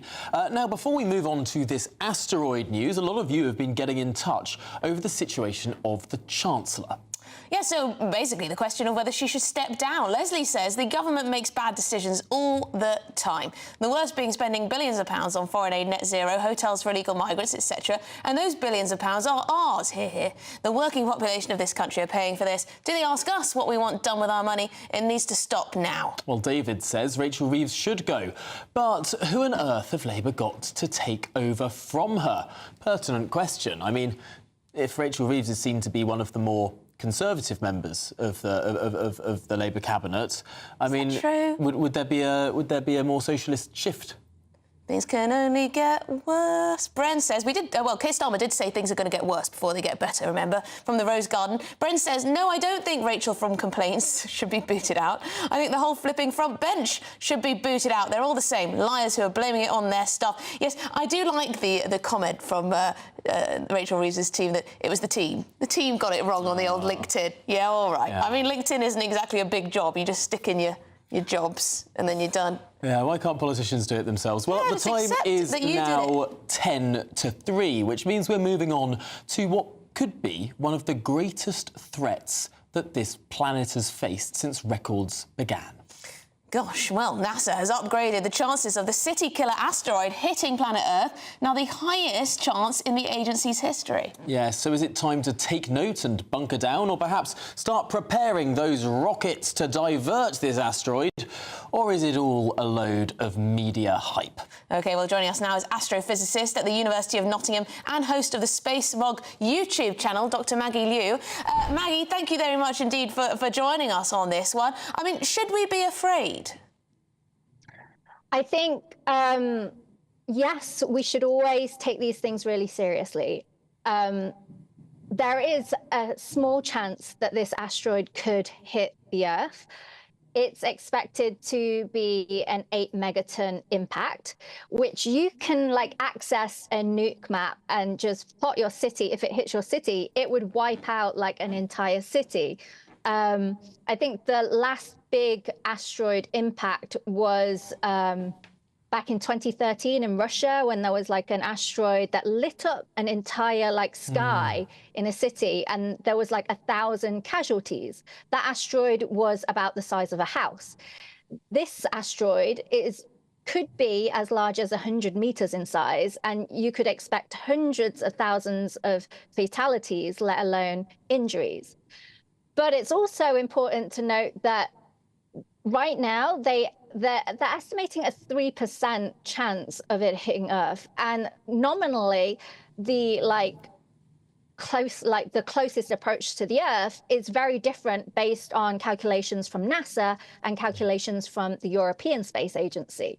And it's a 10 order of magnitude difference. OK, so there's a disagreement between scientists here, but I mean, a 3% chance of it hitting us, of it slamming into this planet.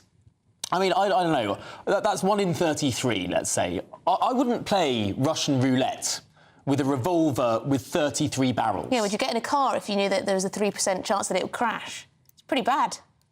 Yes, absolutely. But also, we don't know what the asteroid is made out of.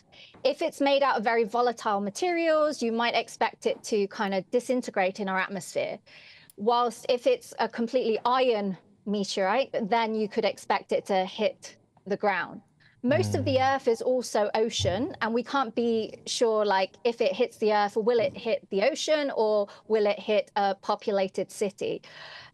These are all kind of uncertainties that we won't know until right up to the moment that it approaches. Maggie, we've only got a minute left, so briefly if you would, but is there a possibility of diverting this asteroid? Could we see a sort of Earth mission to launch a rocket and push this thing out of the way? There are loads of ways that you can tackle this. Nominally, you would expect a 10-year mission to create a mission to kind of deflect the asteroid, but you could also use nuclear, you could hit it with lasers, you could do all sorts of things to divert this, but we might not even need to divert it because at the moment its distance is going to be so changing all the time. And fingers crossed, Maggie. I mean, I quite like the idea of the laser option. But Dr. Maggie Liu, thank you so much. We've run to the end of our time, but great to have you on, astrophysicist at the University of Nottingham. Yeah, sounds like we need a plan, really, doesn't it? Yeah. The man with the plan, of course, is always Martin Daubney. He's up next. Thanks for watching Good Afternoon Britain. Of course, do stick around. Much more news to come.